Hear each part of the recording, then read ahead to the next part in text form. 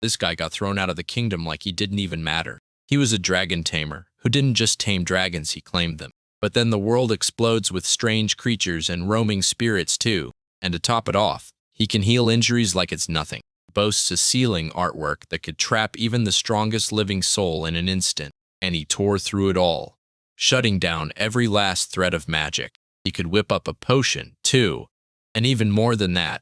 So don't ruin the vibe before the story kicks off. A massive white dragon hit the ground like thunder, and our boy clung to her back as she lowered into the world, with other dragons circling them and a breathtaking landscape stretching out before their eyes. Once our MC hopped off her back, she fully morphed into a human and blared, "We're here," as she announced their arrival in the Dragon Nation. She welcomed RMC Raid right in, because this is where the story of a dragon tamer truly kicks off. Good deeds don't just feel right, they come back swinging with rewards that hit hard. The Dragon Knight Corps guards the nation's defense as the Divine Dragon Empire, Lazaria, stands ready. In that country, Raid plays caretaker for the Sky Dragons, keeping them safe and watched over. In this world, some people are born with power skills, and in his bloodline, the Dragon Tamer ability has been passed down for generations. With the Dragon Tamer skill, every roar rings like clear words inside their hearts, and he used that power to serve the Empire, then threw himself into caring for the dragons. Raid lunged in and scrutinized a dragon called Faye, and you spot it. He's been burning himself out in these latest missions over and over. Faye snapped that the Dragon Knights were exploiting them, because those jerks kept overusing their breath. Raid snapped he couldn't take it anymore. The Dragon Knights were reckless again, and this was the third time. Raid was on the verge of walking out when Faye snapped his name and told him it was all good, like he should talk this through with the higher-ups. By defending them like this, he's basically setting himself up for disaster, and even worse, people started calling him a salary thief. Yeah, he's not wrong. Raid said the dragon needed more time to recover, but they still blamed him and shoved the salary thief label on him. It was the same old headache. So Raid told Faye to stop worrying him about it. Then he poured a special potion into Faye's bucket and tried to shake the pain out of him. At this pace, the Sky Dragons passed down to Raid by his late parents and family will end up getting overworked by the Dragon Knights. Faye clocked what Raid was thinking and snapped him out of it. Don't drown in it, because all it'll ever do is turn into nothing.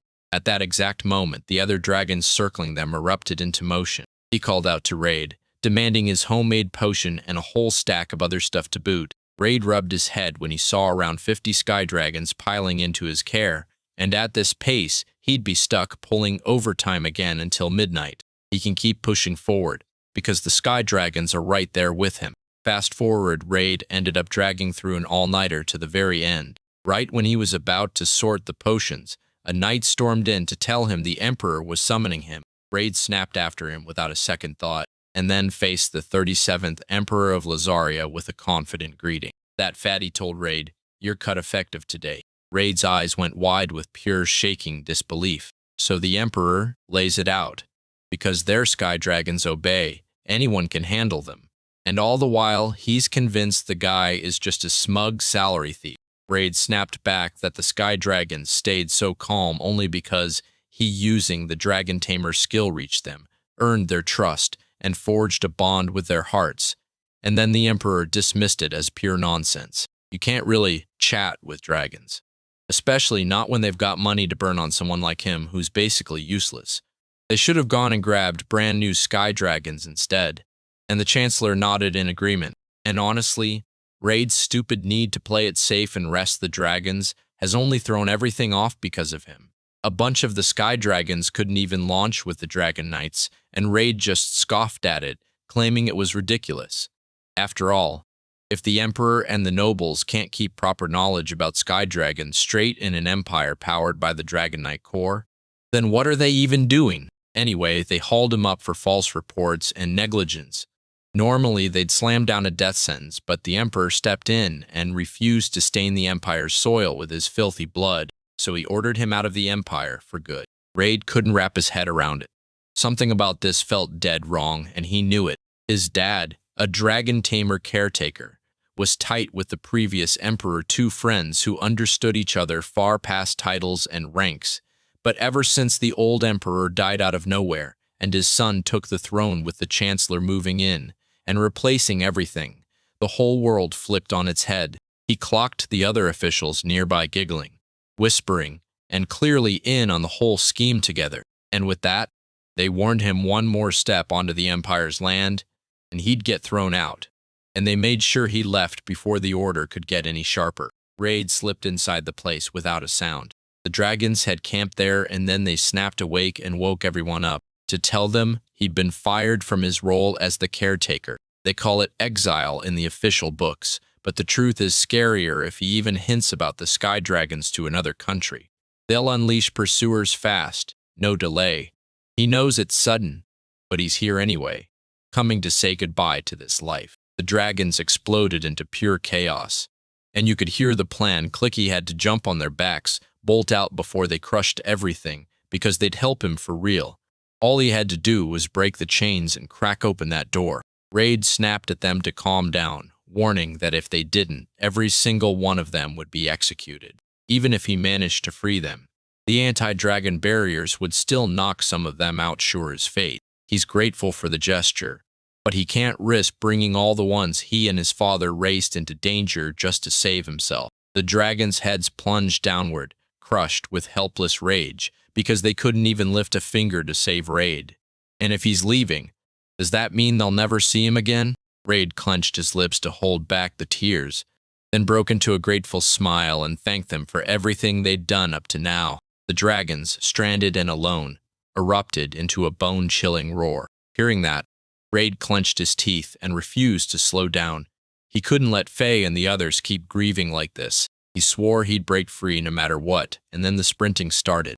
It dragged him straight into the Wallen's Great Forest steppe, off the intended trail, and you'll circle back to where you started, just like this wicked training ground did when he battled alongside his father. But if he's going to lose the pursuers, then this is the spot. Once he pushed deeper into the forest, he spotted a gorgeous woman with pointed ears, just strolling around like she owned the place. She looks like a moonlit fairy standing alone out here.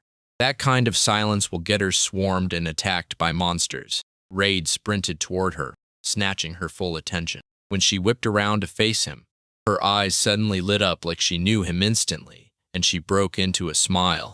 Raid's cheeks flared red the second he saw her, and his mind started racing. Who was she? Right then, a monster lunged out from behind her, towering, blazing a deadly cobalt blue. The monster charged at the woman, and panic sent her stumbling backward. Raid snapped his skill into gear, refusing to let that high kobold lay a hand on her. He slams the ceiling with his arts. Dragon-binding chains snapped tight, and they hauled the high kobold into shackles. He yanked the chains hard, dragging the monster closer like it was right within reach. Right when it was finally close enough, Raid whipped out a dagger and plunged it into its neck. The woman stared, rooted to the spot, as everything slipped out of reach. As Raid slid his sword back into its sheath, he turned to her the second he heard her praise, but it wasn't like she just called him a legend or anything. His clan had drilled these sealing arts for one reason: to pin down dragons the moment they start rampaging. Dragon-binding chains unleash sealing arts strong enough to lock up even the mightiest monsters and dragons themselves, because against ordinary beasts, they can freeze their movements in an instant. But screw that first, he had to make sure she wasn't hurt. Luckily, he managed to save her again, and she was fine. Still, that raid left him baffled.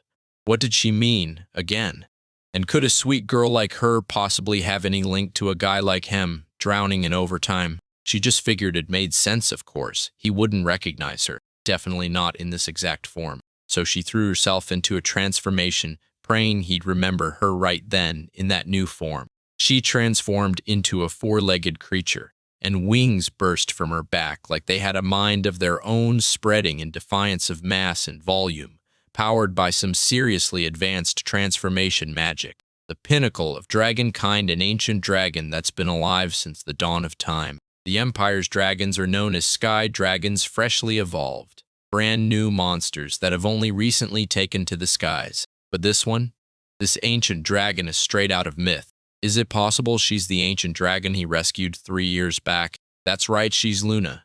The moment she heard about his misery, she came back to this land, and Raid blurted out, "Who told you?" And she said it was their kin. He raised the sky dragons like family inside the empire. And that only left him more baffled. So how in the dragon stables did everyone pull that off? They jammed their voices into their roars and blasted them straight into her, demanding she grant Raid the wings of salvation before the pursuers caught up, and filling her in on who he really is. The way he shows real sincerity toward dragons, she thinks it's downright admirable. And that dragon tamer skill only lets Raid make sense of the roars and growls aimed at him. So yeah, that loud roar the sky dragons let loose earlier, it wasn't for him. It was meant for Luna. If he runs into them again, he's got to thank them. Wait, did they just call her the Dragon Princess? You got it. She's the Dragon King's daughter, which means she's a real dragon princess, and Raid remembered every bit of it. His father once warned him that ancient dragons carry royalty meant to unite the dragon kind, but he never imagined he'd witness it with his own eyes. Can you believe it? By pure chance, the one he saved 3 years ago turned out to be the Dragon Princess. And yeah, fate really has a twisted sense of humor. Back then, Luna's throat had swollen shut from sickness, so she couldn't even thank him. She just had to repay the rescue, and she figured ancient dragons like them surely needed his power. She's dying for him to join her on the trip to the Dragon Nation, where the ancient dragons still rule the skies. He was just stuck, wondering what the heck he should do next. From this point on, he's going to be leaning on her for everything. Luna beat her wings and asked if he was ready. When he said yes, they launched at once for the Dragon Nation. Back at the castle, the Emperor snatched up the report and started reading, and he finally cracked a grin.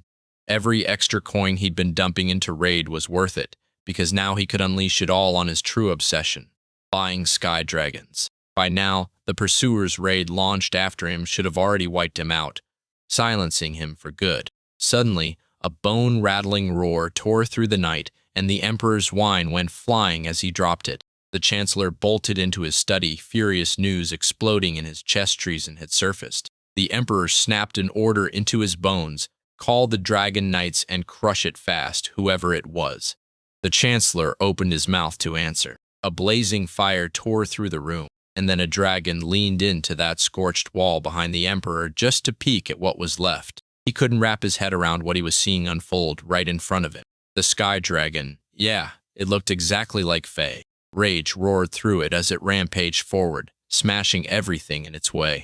The Emperor snapped his fingers and ordered the Chancellor to stop the sky dragons now with the Dragon Knights. The Chancellor would have loved to, but the sky dragons slammed the door shut, refusing to let the Dragon Knights mount up. Faye leaned in toward the Emperor as he tried to talk his way through it, claiming he was the ruler of the entire empire. As if dragons even need an invite, those keen ears catch everything, and every word in this castle lands right in their heads. They're furious at the Emperor for throwing out Raid, the kind of family you die for, then hunting him like prey. So yeah, this retribution is coming, and it's personal. Faye exhaled sharply, locking her gaze on the Emperor. He crumpled to the floor and slipped into full blackout. He watched the sky dragons unleash dragon's breath again and again, blast after blast. He couldn't wrap his head around it. Raid was single-handedly holding back those vicious sky dragons. Yet he couldn't stop wondering why they suddenly snapped and went wild. Meanwhile, Luna soared through the night sky, Raid strapped securely on her back. He demanded, "Did you pick me to be your partner, since I'm coming with you to the Dragon Nation?" Raid told her flat out he couldn't because he wasn't a Dragon Knight, and that meant there was zero chance he could forge an ancient dragon into a partner. Luna blurted, totally baffled, and snapped at him for never officially choosing her, even though he'd been taming her ever since he saved her 3 years ago. Cruel teasing like that would make anyone lose their mind. Raid stood there totally dumbfounded. To tame was always to take control of the target, and you could do it based on your skill. So when he suddenly found himself trying to tame an ancient dragon, a past memory hit him hard. And right then, it finally hit him. What he'd done couldn't be undone. Luna still looked crushed as she asked point blank if he'd really forgotten how he forced her into taming and strapped her down against her will. No lies, no mistakes. Even if he meant it for healing, Raid accidentally chained Luna's freedom for 3 brutal years. A loyal target barely dares to ignore its master's orders. Raid even apologized, and if he somehow forgot, that must have crushed her. In that case, he'll let her go immediately. Luna refused. She knew this taming wasn't about control. It was about saving her life. And honestly, ordinary humans can't tame an ancient dragon, period. But if she's actually got a tamer worthy of his level, then she's got nothing to complain about. And while she stayed locked in that tamed state, her wings suddenly surged because he was riding on her back. The moment he's close, power surges back into her. So releasing the taming now, only to get hit with weakness, would spell disaster. Then she shot him a glare and demanded, "Step up and commit to binding her for 3 full years." Ray nodded like it was fate, and before he even realized it, he started wishing on reflex. Anyway, she smiled, and a heavy, weird pressure tightened in his chest like if he backs out clumsily, she'll turn sad again. Ancient dragons are all about strength, so that's probably why she can swallow the idea of being tamed. Go on, say it until it finally clicks. Luna whipped around to face him, grinning like she knew exactly what would happen next. She reached out with an open palm, inviting him straight into the Dragon Nation. The dragon locked eyes with Raid, refusing to look away. One of them shouted that Princess Luna had brought a human back. The dragons huddled together, murmuring like gossip kings and queens, because they'd already heard the scoop on Raid from Luna, and they thought they knew the vibe between them. A few even started teasing Luna for how close they were, and her cheeks instantly turned bright as she stammered and fizzed with embarrassment. And just like that, they stepped into the cave where the Dragon King laired. Then the second he spotted Raid, everything changed. He clocked him instantly as the descendant of the dragon tamers, the very savior who rescued his daughter and welcomed him with open arms into their nation. Alburn stands as this land's Dragon King, ruling with a terrifying aura. Raid shook and buckled, completely overwhelmed by his presence. Then he drops to one knee fast and introduces himself. Albarn probably already knows what happened, but he's still grateful they're taking him in. After all, he healed Luna's sickness and tended to the sky dragons in the Empire, so Albarn can't really ignore someone like him. Alright, that's the last of the stiff talk. Raid needs to rest. Luna stepped in and offered to guide him to his new place. He didn't budge an inch. He just fixed Albarn with a hard stare, then asked if he could finally touch those scales. Albarn nodded and said he didn't care, so Raid shot up and brushed his scales with his hand. Luna, who'd been glued to the chaos unfolding, couldn't believe what she was seeing, that her father's scales are lighting back up, shining like they never stopped. While other elder dragons shone like legends, Albarn's scales looked dull, and Raid figured his magic must have been weak until Albarn showed he'd seen right through him. Albarn barely got a second to rest. He was too busy, and idle wasn't even on the menu. So yeah, he was genuinely grateful to Raid, who brushed it off like it was no big deal, and honestly, that's exactly what you'd expect now that he's in their hands. Luna couldn't stop staring as Raid healed an elder dragon's body with pure technique, absolute magic to her. But to Raid it was just normal, like that's what dragon tamers do. And somehow, hearing it made him genuinely happy, especially after the Empire started calling him a salary thief. Luna couldn't even wrap her head around how they could sink that low. Now she's 100% sure the Empire has brutally misjudged Raid's power. Nobody could even come close to him, so what were they thinking? Raid just let out a chuckle at her explosive outburst, and kept on her heels, slipping past the dragon as they went. He sat by the waterfall, watching them like it was the calm before the storm. Raid couldn't shake thoughts of Faye and the other sky dragons. He just wished he could have handed them a life with this kind of room. Luna slammed to a stop and pointed out the brand new place Raid would be calling home. It was a beautiful treehouse. No, scratch that. It was basically a whole tree village, packed with tiny houses huddled together. Is there more going on here? Are other races living in this country, not just elder dragons? He hauled himself up the ladder, and right there, waiting in plain sight, stood the Cat Spirit tribe. The Cat Spirit tribe, mysterious beast folk living close to the spirits, can't cast magic, but they don't need to. They unleash explosive physical power fueled by raw magic energy. Raid heard they were already extinct, yet somehow they were all still right here the whole time. A Cat Spirit tribe member spotted Luna and trotted over to greet her with excitement, but he froze the moment she saw Raid. She couldn't believe it. There was a real human right here. Her excitement was through the roof, and Luna introduced Raid, like she'd been telling her about him for ages. Luna figured the dragon's nest was way too rough for a human to sleep in. So she decided Raid would call this settlement home starting today, and the cat spirit kid didn't even blink. She actually lit up with excitement, turned to Raid, and introduced herself as Rowana, declaring, "Big brother." Raid looked genuinely stunned, and Rowana instantly panicked.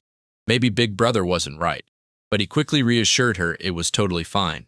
It just threw him for a loop for a second. Anyway, he grabbed her hand and shook it like a promise. Then he couldn't wait to be by her side from here on out. Rowana stared at his own hand, then sniffed it like he couldn't believe what he was smelling. Raid couldn't shake the feeling something was seriously off. It wasn't like that at all.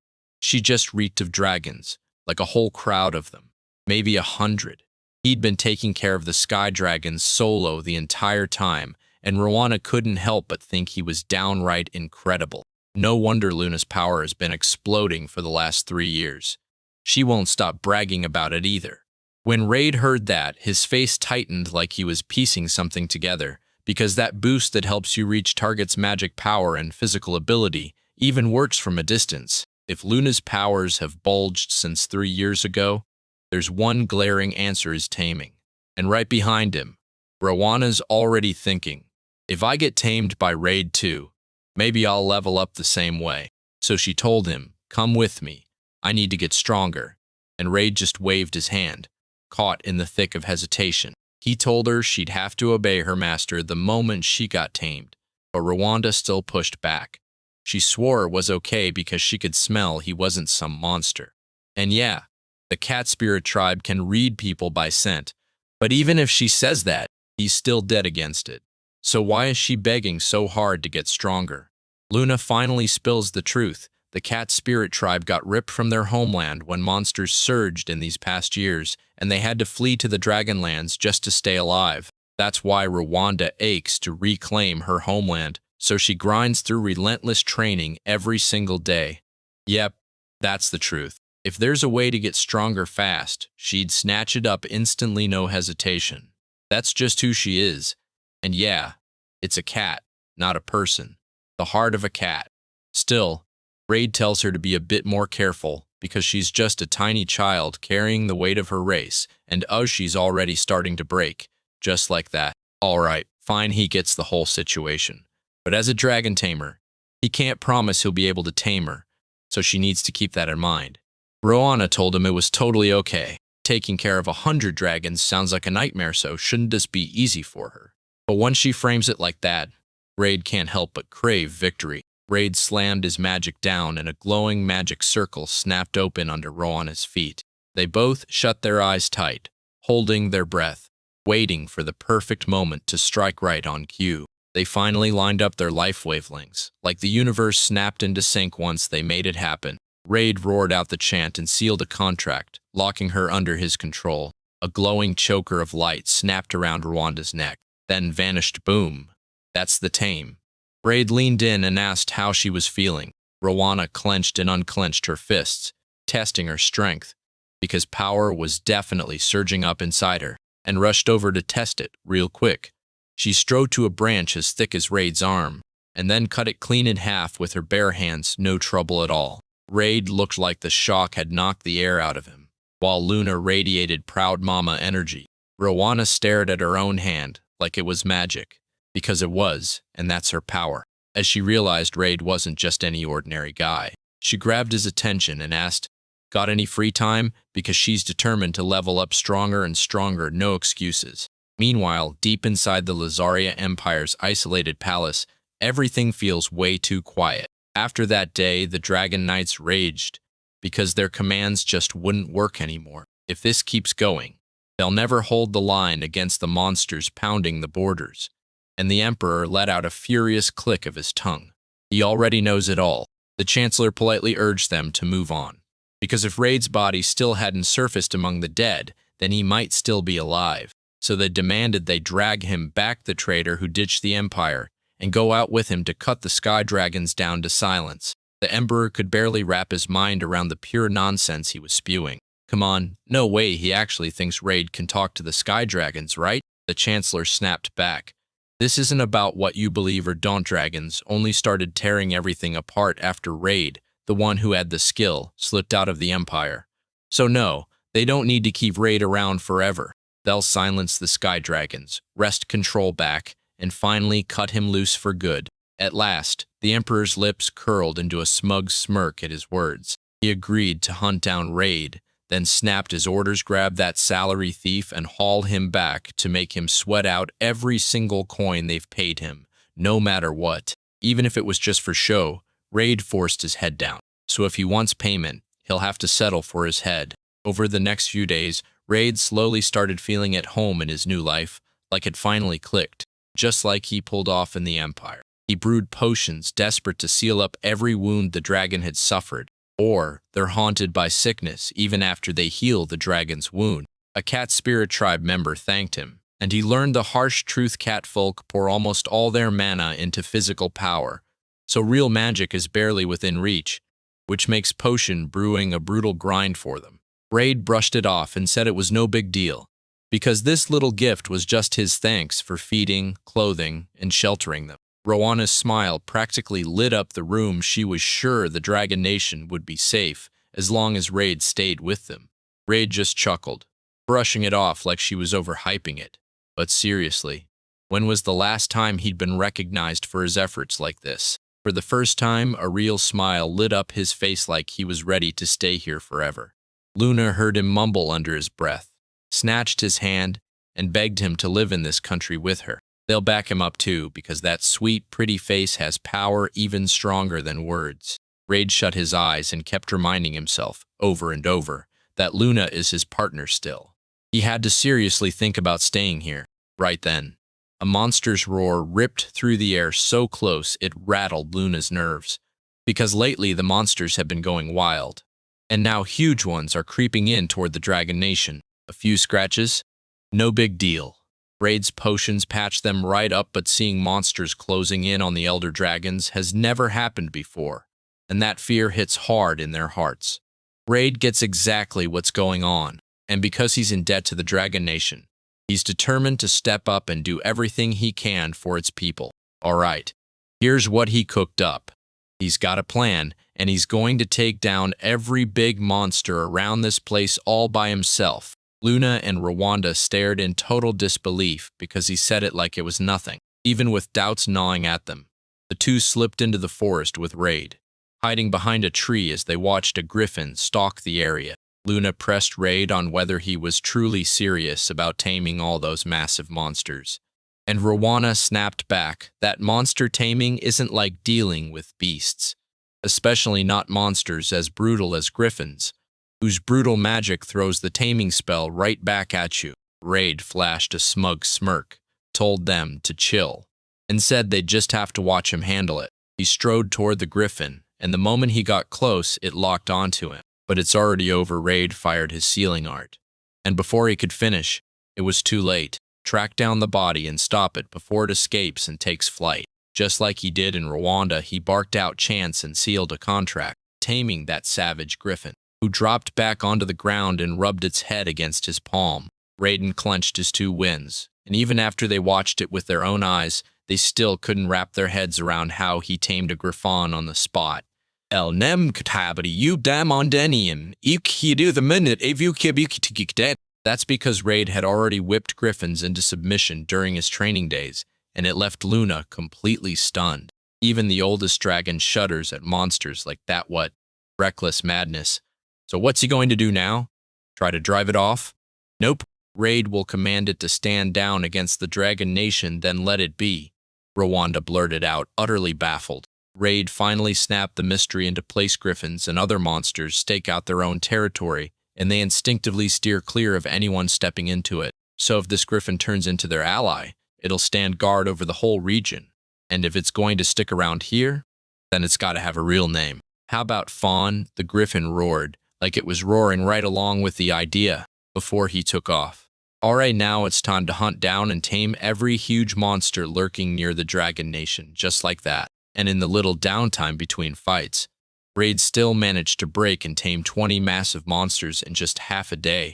With them at its side, the the Dragon Nation practically wiped out the fear that other monsters would ever come crawling in. As a reward, the Dragon King handed him a mind-blowing treasure and a monthly paycheck of 100 gold coins.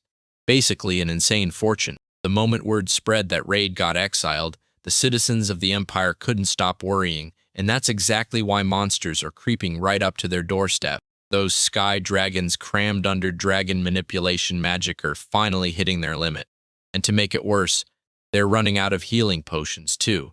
Back when Raid was around, stuff like this never happened. They raced to potion shops, trying to replace the hole Raid left behind, but no matter where they searched, nothing they brewed could match his level. Meanwhile, the Emperor ordered a full hunt for Raid, turning the entire realm upside down. Fuming, he slammed his fist onto the throne's armrest and screamed at every one of his men that they were worthless fools for botching the search for Raid. Then a knight burst into the room and slammed the news on him. Turns out they figured out where Raid is, and according to travelers' testimony, Raid headed straight for the secret realm. The Emperor let out a smug smirk and snapped, "Get the carriage ready," then swore he'd catch that salary thief himself. They ripped it all from him, the secrets of commanding sky dragons, the recipe for healing potions, and every other hidden method.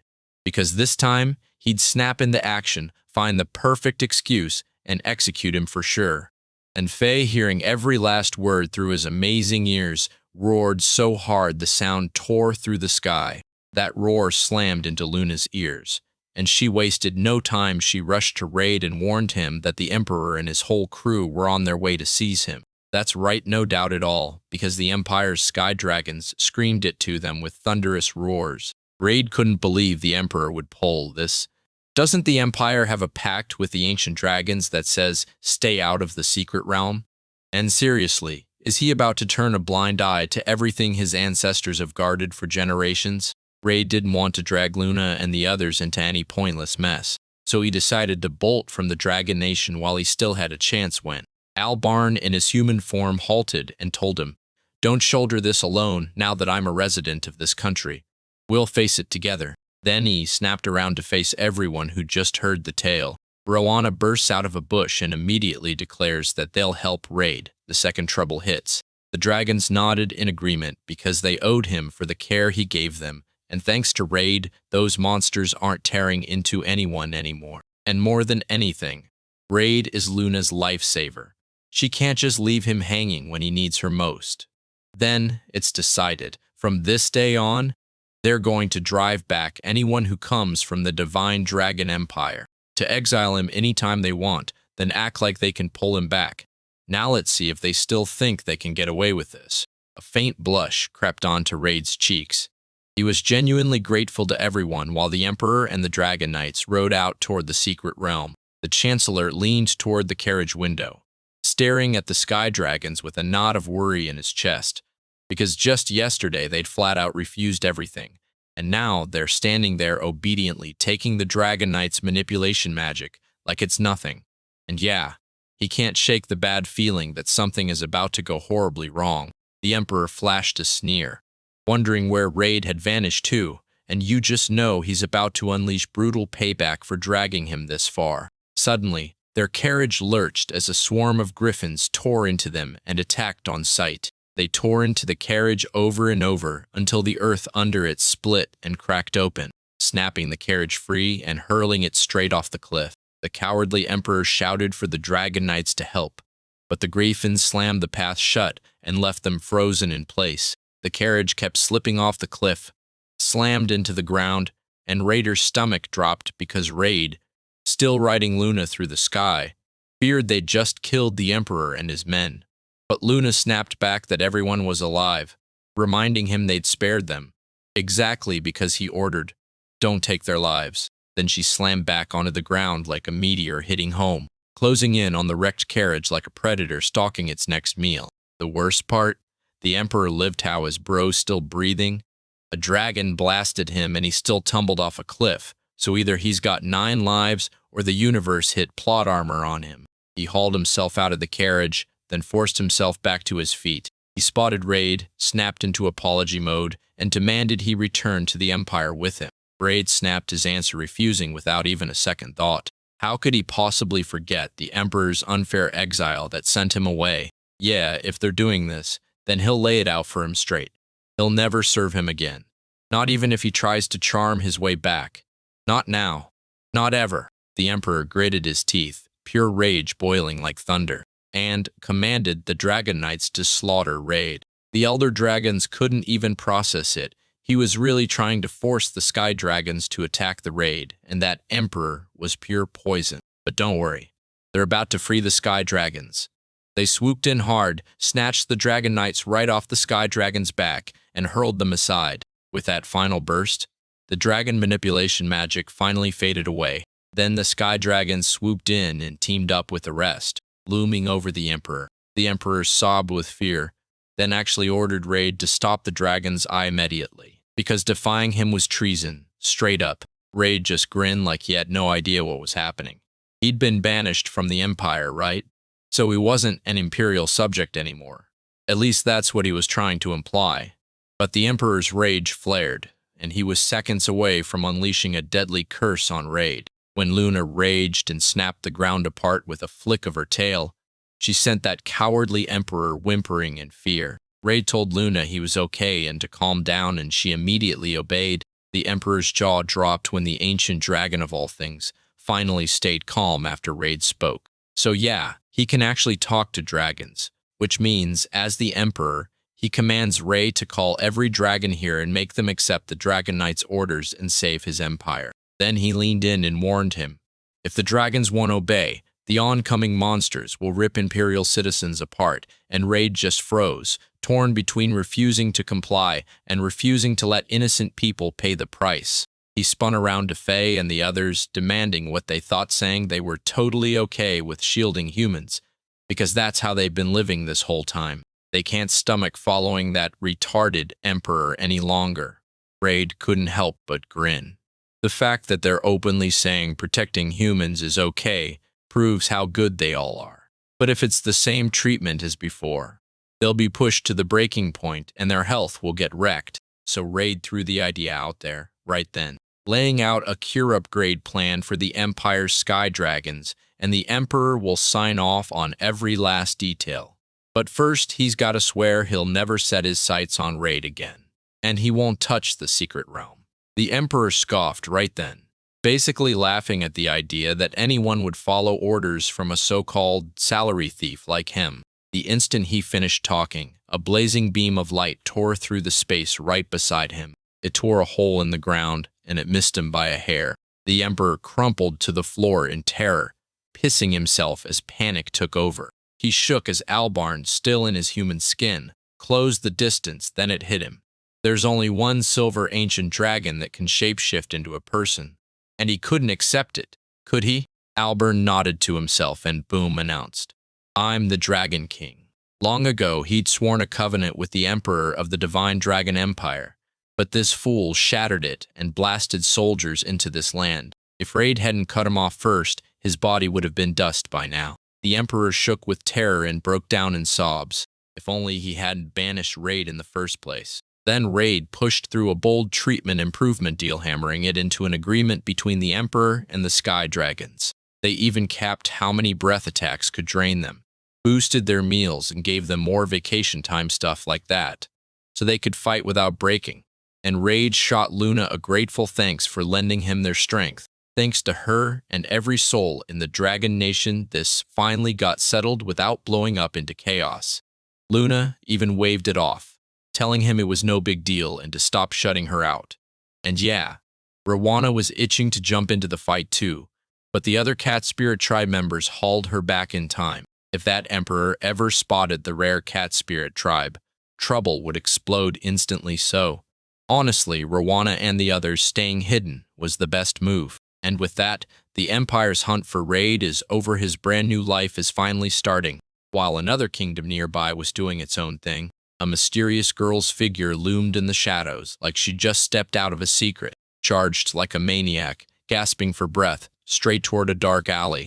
North of the Dragon Nation sits the kingdom of Iglin. Raid, perched on Luna's back, told them to ditch the skies and head on foot so they wouldn't draw attention, because if they flew just a little farther, they'd hit the capital, And if word gets out about ancient dragons or the cat folk, it's going to spark a full-blown panic. Luna got it instantly, dropped from the sky into a nearby snowy forest, and shifted into her human form. Suddenly, she sneezed and realized the air was way colder than she'd ever imagined. Raid slid her a coat, a spare he'd swiped from the catfolk. Luna put it on and thanked him, and boom, she felt way warmer now.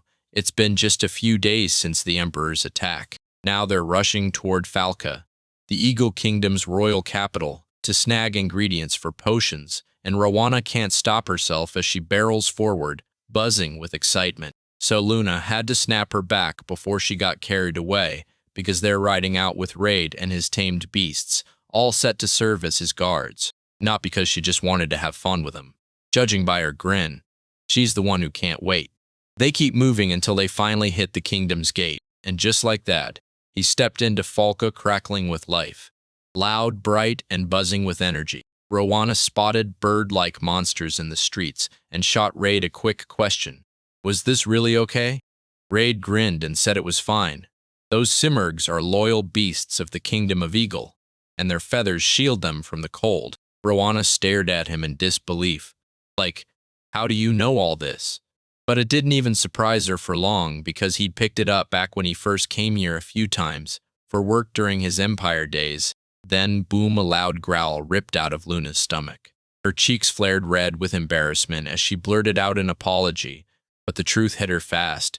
She'd caught that amazing smell drifting from the skewer's stall. She must be utterly wiped out after that brutal flight. So Raid marched up to the stall and snatched 3 skewers of marinated boar meat. As soon as he got them, he hurried back and shoved one each into Luna and Rowana's hands. Luna slowly crunched down on a piece, and totally shocked themselves with how unbelievably delicious it was. Back in the Dragon Nation, they don't get flavors like this.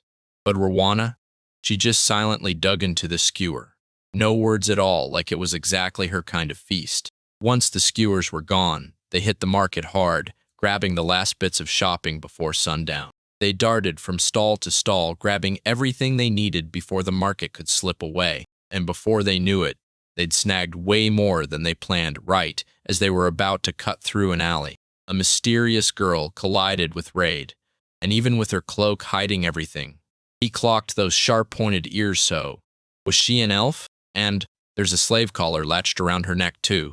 In the Eagle Kingdom, anyone who commits a serious crime gets dragged into slavery. So what on earth did this girl do to earn that kind of fate? The trembling girl clutched her hands tight, pleading for them to shield her.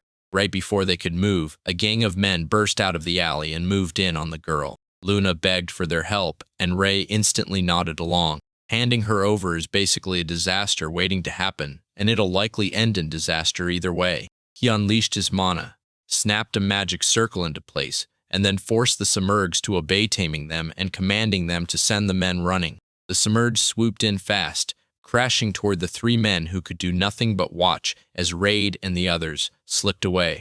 As they fled, Raid unleashed Tame on the Simurgs, erasing every last shred of proof that they'd ever been under his control. The girl gasped in pure shock. She never knew Dragon Knights could command things beyond dragons, and Raid just stood there, utterly baffled. So the girl blurted out that Luna is an ancient dragon, and Raid froze like, wait, then he's a Dragon Knight, right? Could a race with sharp instincts really clock that? Turns out, yeah, Luna really is an ancient dragon, but he's no Dragon Knight at all. He's the guy who takes care of the dragons. They finally found a safer spot, and the girl blurted out why she came for him. She'd heard that, when trouble hits, you best put your trust in a Dragon Knight. She stepped in and introduced herself as Milfy. Yeah, folks, mistake her for an elf. But the truth is way cooler, she's a water spirit. But when Raid heard the spirit's same as the cat folks, Milfy caught his skeptical look, pouted hard, and decided to prove it to him. She shot her hands out, daring fate to come closer. Water just gushed out of thin air. No magic circle, no setup, and that's not sorcery, that's straight up magic. Taming sorcery isn't something you can just swing around. Real spell work needs mana and a magic circle, which works like a blueprint, and even then, casting always leaks a chunk of mana. Magic, though, it can twist mana on the fly without any circle at all. but only beings that match its nature perfectly like spirits can pull that off. So yeah, Milfi using magic isn't just a trick. It proves she's the real deal spirit. Raid threw out an apology for the delayed intro, then stepped forward and introduced himself alongside Luna and Rowana. Then he pressed her on one terrifying thing. How a spirit like her ended up trapped as a slave in the Eagle Kingdom. Milfi finally spilled the truth. Those same guys from before snatched her about a year ago, and that's exactly how she ended up with the slave collar. It looks like they dragged her off and enslaved her, and when she finally tore free and bolted, she crashed straight into them, and honestly, I guess it fits, since kidnapping a rare spirit like that would be exactly their kind of move. Rowana sniffed Milfi, then frowned, like, okay, what are we doing now? She was certain helping her was totally fine, because Milfi didn't give off any foul aura, and she felt clean, pure. Rage shot back with a plan: hide Milfi in the Dragon Nation. If we ride Luna, those guys can't track us, he said. And Luna immediately agreed. And if Milfi decides she wants it, they can always send her back home to her homeland. Milfi, who'd been quietly eavesdropping, said she'd rather tag along with him if she could please, because everyone's gone for good now. So even if she comes back, it won't matter. Yeah, they can do it. But that slave collar's the snag. Once she wears it, she can't disobey her master. Raid says it's all good because he already has a plan. He's bracing for the worst, terrified Milfi won't like it, but Milfi just shrugs and tells him it's totally fine, she won't care what it takes, as long as she rips this collar off. Alright then, Raid will take over. He burst his mana out, slammed down a magic circle, and tamed Milfi for good. A taming and a slave collar both shove the victim into total obedience, straight up absolute control by the master, and their effects line up eerily close. So if he breaks her free with magic stronger than that slave collar, he'll wipe Milfi's master clean and doom it to crown him as her new owner. Sparks burst to life on Milfi's collar, pushing the Raid back like it's screaming that he still doesn't have enough mana. No way, not even close. He shot both hands up again, dead set on taming Milfi like wrestling an ancient dragon. A plain slave collar isn't even worth mentioning. After a few more sparks burst and crackle, the collar finally snapped and the line went dead.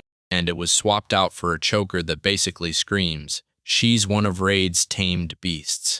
Right when Milfi finally felt that weight lift off her shoulders, the men sprinting after her finally closed the gap and caught up to them. He turned to catch their voices right near him. Raid orders them to stall and hold the line while Luna slips away with Rowana and Milfi. Luna flat out refused and told him to skip all this and just fly away from here right now. Then she snapped into her dragon form. Sure, they stand out a little, but in a moment like this, there's no time to worry. A crowd swarmed around them. There was no chance that people wouldn't spot a beast as huge as a dragon. Even those three men clocked them instantly and barreled after them. Raid snatched Milfi and bolted for Luna, while Rowana hauled the log out of the way. At last, they climbed onto Luna's back and launched into the sky like a rocket. The second they got away, Raid finally exhaled and relief shopping was done. He was fully satisfied, and they even managed to save Milfi too. His only worry was one thing. Would the Dragon King rage because they brought Milfi along? Luna just laughed and told him, "Don't stress, my dad always steps in for people who need help." After the next race, she's convinced he'll welcome Milfi in yet, even after finally slipping free. Milfi felt crushed, steaming at how weak she was. Even though she's a spirit, if only she'd been stronger, she never would have gotten captured. She called herself useless, but Raid snapped that it just wasn't true. Everyone starts out weak, so she's got to grind, level up, and get stronger from there. Even someone as small-time as a dragon caretaker like him won't stand aside. He'll help her. Milfi shot him a grateful smile, thanking him for tearing off the collar and for feeding her with mana. Oh yeah, Raid never pulled off the real release. He should go for it now. But Milfi slams the brakes, because being a spirit with extra mana just feels way better. Alright then, he's just gonna leave it exactly like that. Right then, Luna snapped, calling out to Raid to warn him an entire horde of monsters is closing in on the Dragon Nation. Ancient dragons blasted the message through the sky with thunderous roars, and some say the one at the head of the horde proudly calls himself one of the Demon King's 4 heavenly generals. They're the Demon King's top-tier elite demons right at his command. Long ago, they tore through the whole continent with him, turning nations to ashes.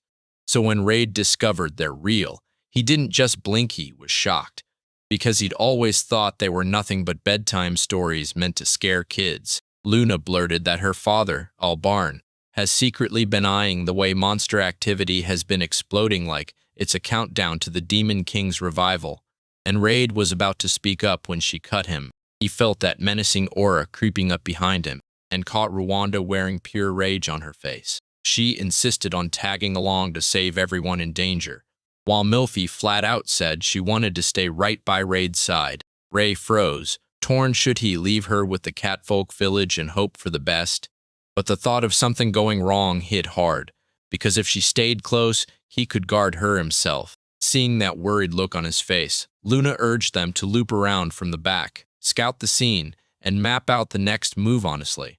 That was a brilliant idea, and he can't stop being grateful she's by his side. So that's what they did up in the sky. They sized everything up, and Raid peered through binoculars to get right in for a front-row look at the countless monsters staring down the dragons, and, most importantly, the woman standing at the very front. She strode in and introduced herself as one of the Demon King's 4 heavenly generals, Ale, the blazing flame. She snapped at them to cough up the water spirit they ripped from the kingdom of Eagle right now. If they complied, she'd spare them by ending their lives painlessly. Milfy's expression turned grim the second she understood she might be the one they're after. But it's fine for now because Ailey still hasn't noticed them. Raid will lock her down with a long-range sealing spell, and Luna will blast her with a breath raid. Smirked and snapped a magic circle into place. So, we do it right now? Cut to Raid's place, everyone's just lounging like it's no big deal, and Rowanna's stuck there thinking, seriously, this is the anticlimax for a Demon King's heavenly general? Milfy agreed, and between Raid's crushing chains and Luna's sharp breathing, it ended in a blink what? A total bummer. She wanted in on the action too, but Luna insisted it only worked because it was a surprise attack, and yeah, that's exactly why they were able to smash every monster that had. Rowanna demanded what they planned to do with Ale, and Raid snapped back that for now they'd just have to keep her trapped up there with sealing magic, because if they loosened those bonds, who knows what chaos she'd unleash. So they're not really planning to crash in his room. Right, especially Luna. Luna flat out ignored him, clung to his arms even tighter, and insisted this was just another way to stop incidents from happening. Rowanna yawned and asked what the big deal was. Raid just let out a tired sigh he couldn't tell them. But the second they locked Ali in that cell, something felt seriously wrong. Still, this was brutal for him. How was he supposed to sleep with Luna's chest grinding against his arm? Ray swung toward the two and demanded they talk to Luna about it, but they're already knocked out cold. Poor Raid, looks like sleep is out of reach tonight. Meanwhile, in the cell, a shadowy reaper ripped the chains apart to set Ailey free. The instant the raid got flagged, the chain-breaking chaos snapped him awake. Luna jolted awake the moment he moved out of nowhere, and Rowanna, sharp as a blade, realized something was deeply wrong at the same time. They rushed out to track the smoke, as Ale got pinned from the direction he was being held. Looks like she's finally slipped her chains. Now they've got to move, so they're rushing off and leaving Milfy in Rowanna's hands. As they sprinted for their lives, the Dark Reapers streaked in like a nightmare, and Raid snapped his sealing art, binding them with chains before they could reach them. The moment they hit the ground, he finally saw the slave collar clamped tight around their necks. Ale tore through the world, burning everything in her path. She broke into laughter as she strode right toward them, grinning and declaring, "I'm back." Raid finally gets the truth. She forces the Dark Reaper to undo his sealing spell, completely disregarding Ale, and she still slips past the watchful ancient guardian dragons, even though that's insanely hard. And yeah, she tore through them with her flames, but that lit a fuse in Luna, and the moment she heard it, rage surged as she snapped into her dragon form. She braced to unleash dragon breath, demanding Ale pay for the horror of burning their homes and killing their kin. Ale lifted her hand with a calm grin, and a dome snapped shut to trap Luna inside. Luna unleashed a scorching dragon breath, trying to tear herself free, but it didn't work. Ale burst into laughter at her terrified face. She could thrash all she wanted, yet this flame prison wouldn't let a single trace of magic slip outward. Raid felt his nerves spike. Did Ale just summon a flame barrier so brutal it shut down Luna's breath without even a magic circle? Even when that surprise strike hits her, Ale still feels how terrifying a Demon King's heavenly general really is, so she rockets upward and blasts Raid with fire. Now it's his turn to get smashed. He'll choke on the regret of tying her up, because soon enough her blazing flames will scorch him to the bone. Luna's voice rang out across the world as she called to Raid, who trapped the fire under his sealing art, sealing the flames in place. He smirked at Ale's shocked face, because a dragon tamer's sealing arts can crush even ancient dragons. So every kind of magic gets shut down and nulled. Ale smirked, snapped her flames into a blade, and promised she'd strike back with power worthy of him. Raid stood in silence, waiting for her to finally show up. Sure, Ali's mana dwarfs his, but his sealing arts line up perfectly against her magic. Then he'll end it all in one strike, unleashing a jaw-dropping grand technique and pour out every last drop of his magic power. He aims straight at his sealing arts, his secret technique, Soden Kagetsuchi. A lunged at the chain, trying to break it before it could stop him. Even as her flames got swallowed, Raid kept pushing. Then at last he seized her and snapped his chain around her, pinning her in place. That move he just pulled out is a sealing secret technique made for fire dragons, and it's tearing through demons too. He barked at Alie to drop their weapons and surrender, but she refused flat out. He tried to slam Soten Kagutsuchi back with raw magic power, but Raid snapped, "Stop right now at this pace. Her mana will burn out and you'll self-destruct, and he has no intention of killing you. She'd rather take this risk than live life chained to an enemy twice over." Raid shot toward her, panicked and apologizing, because he had to end this before she blew herself apart. He rolled the chains over his knuckles, then shot his fist up for the fight, to smash his fist into her stomach. This is the Divine Dragon Empire style. Dragon Knight combat arts, the piercing dragon style. Ale got slammed so hard he blacked out, and then their strength gives out and they crumple to the floor. Luna bolted over to Raid, demanding to know if he was okay, and then, without wasting a second, she and Raid hauled the unconscious Ale into the cave. He stacked Taming over his chains, so she'd never dare resist. The moment Ale woke up, Raid snapped that she'd stop rampaging and stop hurting anyone, answer his questions truthfully, and most of all, stay away from magic. Instead of replying, her smile flickered into the exact one your dad loved most. Then it hit her. Invisible chains pinned her down, and something deep inside her finally started to awaken. Yeah, she was all in. A total certified VDSM lover. She spun toward Raid, fully convinced this Taming story was just a cover. And now that she had to obey, she demanded to know exactly what demands he planned to throw at her. Raid let out a frustrated sigh. Yeah, he could do whatever he wanted with her, but he better not think he can chain her heart, because she'd been just like this the first time he ever met her. This mess is a total bad influence on Roanna and Milfy, and it's wildly different from the ruthless, cold-blooded way she fights in combat. A menacing aura clung to Luna like a storm. Yeah, she's pissed as hell. And then she warned Ale that if she tried to seduce her man one more time, she'd make her pay for it. Ale snapped, "I get it," in full panic, because tempting men is basically a succubus's bread and butter, so she insisted she should at least get a tiny bit of indulgence and a little leniency. Right then, Milfy snapped with rage and soaked Ollie with water. She swore she'd make that big, melancholy flame woman regret putting a slave collar on her. And nope, she's not finished yet. Right when she lunged to strike again, Raid slammed the brakes and stopped her, because there were still questions he needed to ask Ailso instead of sealing her. He tamed her. Milfy finally crumbled under the pressure. If Ale was just Raid's slave, she'd back off, and Raid let out a breath of relief, reminding her that Ale isn't owned, she's only tamed. Then Raid spun to face Ale and demanded answers. Why had she ordered her underlings to kidnap Milfy? Because Ale wasn't some random monster, she's the last surviving water spirit who sealed her away. And she's a princess too. Water is her worst enemy, so she keeps taking every precaution so she won't get sealed away again. And Milfy just stares, totally stunned. Wait, she's a princess? This new. It'll be in blurrier than she lets on. And that's not even the half of it. puppeted twice by the same guy, but he has to be a descendant of the Imperial Dragon Knights, the very ones who sealed the Demon King. Back then, they were legends dragons of the heavens, and the Demon King got sealed away by their hands. Raid's parents never said a word about any of it, and maybe, just maybe, like Milfy, he's the one who doesn't know the truth yet. Yeah, sure, it's possible. But right now, Raid needs to hear something bigger from her. The Inn King, Ale scoffed, like she'd just brush it off. But suddenly her mouth started running without her, blurting out every single thing she knew. She let out a heavy sigh and, yeah, she finally gets it now.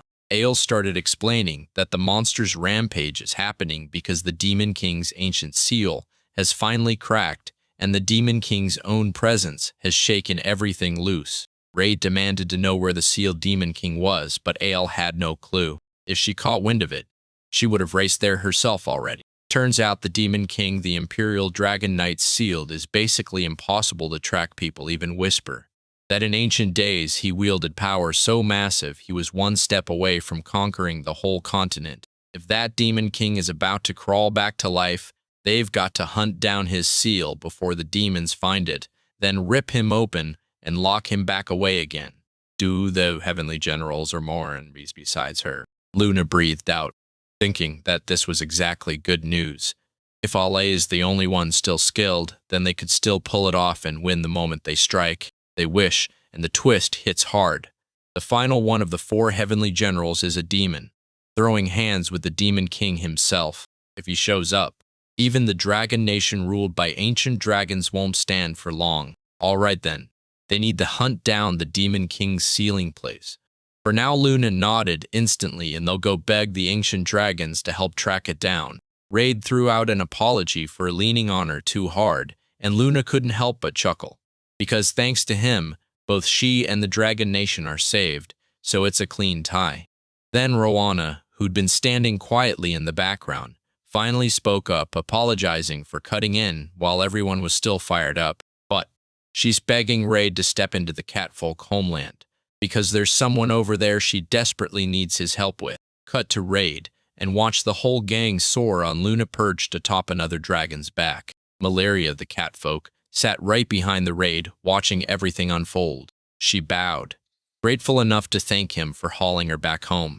Nothing was worth thanking, for Raid did it anyway, because he knew all too well what it meant to carry and care for his family. Still, Malaria's heart sank because she was the only one there, and she couldn't sway her grandfather, the elder. Once Ale was tamed, Malaria spilled her tale how she'd vowed to reclaim her clan's ancestral guardian sword and wield it to shield them from invaders. After she talked the Bayesi chief into backing her despite his rage at her coming home, they took off for the Cat Spirit tribe's homeland, which the demon clan had stolen. Malaria shot a glance at the dragon behind them, stunned that a crew this incredible had actually pulled together like this. Yeah, even Raid and the others were shocked Gallard showed up with them. Gallard figured, I came in as Luna's guard the dragon princess, and I'm not going to mess this up, so don't you worry. Ale scoffed doesn't. He realized the loudest talkers are usually the first ones to crash. Milfy cut in, saying Gellard is basically a big brother to the younger ancient dragons, which means Ale could be the one in danger if she lets her guard down. That just pissed the hell out of Ale, and while the others kept bickering, Raid cut through it all and grilled Malaria on what the Guardian sword was like. They say the Buse clan's chief family once wielded a monster-slaying blade, a precious sword that's been passed down for generations. Suddenly, their village got swarmed by kobolds, minotaurs, and even a giant 3-headed hydra, plus a whole pile of other monsters, so they never even got a second to grab the Guardian sword. They slammed down on the ground. He was met by the shattered remains of the Cat Spirit tribe's village. It was a downright horrifying sight, something you couldn't unsee. Malaria nodded, and it was obvious what was left of them had basically thrown in the towel. The elders included, convinced they'd never make it back to their homeland. And that same day, their village got smashed by monsters. She watched her father and mother die defending her, then swore to the heavens that one day she'd rip everything back from those beasts, the Guardian sword, their homeland, and she'd march home with her clan, heads high. And in this once beautiful village so stunning it rivaled the land of dragons, They'll finally stay alive, safe from monster threats. She's absolutely determined to drag everyone back home with her, so she'll snag the Guardian's sword no matter what. Raid nodded, his agreement like a knot tightening, and demanded to know where the Guardian's sword was. It's in the village chief's house, right ahead, they said, locked away in a big cavern beneath it. But the second those words hit, Luna froze cold after catching a scent. She and Gallard spot it too, snap their wings wide to shield everyone because it's the demons, and they're coming. A blast of fire rocketed at them, but the two dragons slammed it back and saved them. The man one of the two demons gasped as an ancient dragon's wings smashed his flames out of the air, while the girl acted like she'd seen it coming, counting on what Lord Vazal had told them. And when Ale finally laid eyes on it, her jaw literally hit the ground. Raid was told right away. Those two weren't just strangers. They were the direct subordinates of one of the Demon King's 4 heavenly generals, Vazel. If Raid's memory's right, Vazel is a demon so terrifying he rivals the Demon King, and these are his vassals. The demon girl clocks Ale, and the guy next to her bursts into laughter. So yeah, these are the monsters Vazel sent to the water spirits village, and it looks like they've just torn Ale's seal wide open. But hold up, why is she rolling with these guys? Could it be they snatched her and dragged her off as a prisoner? Ale's nerves shattered. She broke into a sweat, clutched Raid like a shield, and demanded her silence. Raid let out a heavy sigh, because now he can't shake the feeling that she might not be one of the Demon King's 4 heavenly generals. Milphie spoke up, and the two demons snapped their eyes straight to her. Milphie clocked it. She wasn't just some girl, she was a water spirit. And then, can you believe it? There were still survivors? Milphie brushed off their talk and zeroed in on the real bombshell. They'd said Vazel was sending monsters straight into the water spirits village, meaning he didn't just unleash monsters on them. He was the one who helped wipe that whole village out too. The demon girl flashed a smug smirk. Yeah, because only a clan as ruthless as theirs could seal Ale. One of the Demon King's 4 heavenly generals. Milphie snapped her teeth together, fury building. Raid muttered that it was unforgivable, then slipped back and tucked his hand behind his back as Milphie gathered water with raw, angry rage. That demon flashed a smirk and snapped his magic into place, gathering power like a storm. Goraz of the Demon Fire isn't just any demon. He's a loyal soldier under one of the Demon King's 4 heavenly generals, and on Lord Vaisal's command, he can incinerate anyone who dares come for the sword, except the cat spirit tribe. The girl next to him still reeks of that green wind vibe, and she looks half asleep, so he'd better get this over with fast. Even the average dragons can't match it. His mana level blows them out of the sky. Good thing Raid showed up ready. He planted a magic circle the moment he got there. Then, his binding chain snapped forward, whipping out behind the two demons. Goraz cursed him, calling the surprise attack a dirty trick. But Raid wasn't about to play games. He'd learned that the hard way when he captured Ale. Even if they're demons, if he seals them with sealing arts before they can even cast a spell, it's done in a blink. He snapped at Malaria to run and grabbed the Guardian's sword right now before more monsters crash into the scene.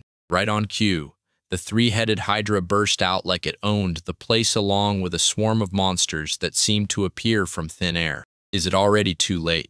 Because if they bog down here, this nightmare has no finish.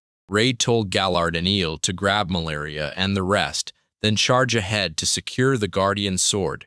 Gallard nodded at once, and Eel's body even started moving on its own again. Before they took off, they tore into the enemy with a brutal strike, clearing every inch of the road ahead. Rowana and Malaria stalled at the doorway, glancing back at Raid like they couldn't bear to leave him behind, who handed over the Guardian's sword and swore they'd break free the moment they got it.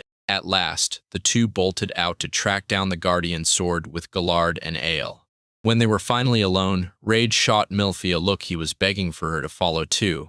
But that dream was dead.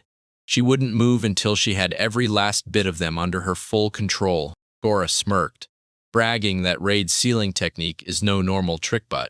Man, it's a pity he's just too powerful to be trapped by it. Luna's jaw dropped when she saw him shattering the chains. No way. It couldn't be real. He was grinding against the anti-dragon magic with pure brute force, and just as he was about to finish, Milphy flicked sharp droplets of water at Garrus, refusing to let him slip out. Grass keeps a smug grin on his face, even as he crumples to the floor. That little water spirit doesn't seem so bad, does it?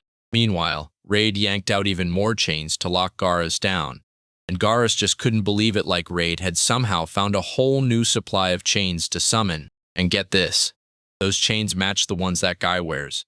Syl was dead on, but didn't Vasil wipe that clan out? Why is someone still fighting for them? Raid froze, totally baffled and meant. Before they could even speak back, the Hydra barreled straight at him. Guess they'll chat later. Raid flicked his sealing art into action and dragged the Hydra down, chaining it up tight. Luna blasted it apart with dragon breath and ended the fight for good. And just like that, Hydra fell defeated. But the nightmare wasn't over, because monsters were still everywhere. And Luna said, "Forget everything else, let's focus on them for now." Ray nodded and agreed, and unleashed his sealing arts to snare the monsters in his trap. As Milphy wipes them out for good, they tore into the fight shoulder to shoulder, until they finally wiped every last monster off the map. Luna realized Raid could use Marshall's arts. She'd seen those unreal moves during the battle the other day, and she knew why. He'd had tons of chances to watch the Dragon Knights drill in the Empire, and his parents had taught him all of it years ago, out of nowhere. A cloaked man dropped in front of Gores and Syl and ripped them free from the chains. Raid stumbled backward, unable to accept what he was seeing. His ultimate sealing art got smashed to pieces. How is that even possible?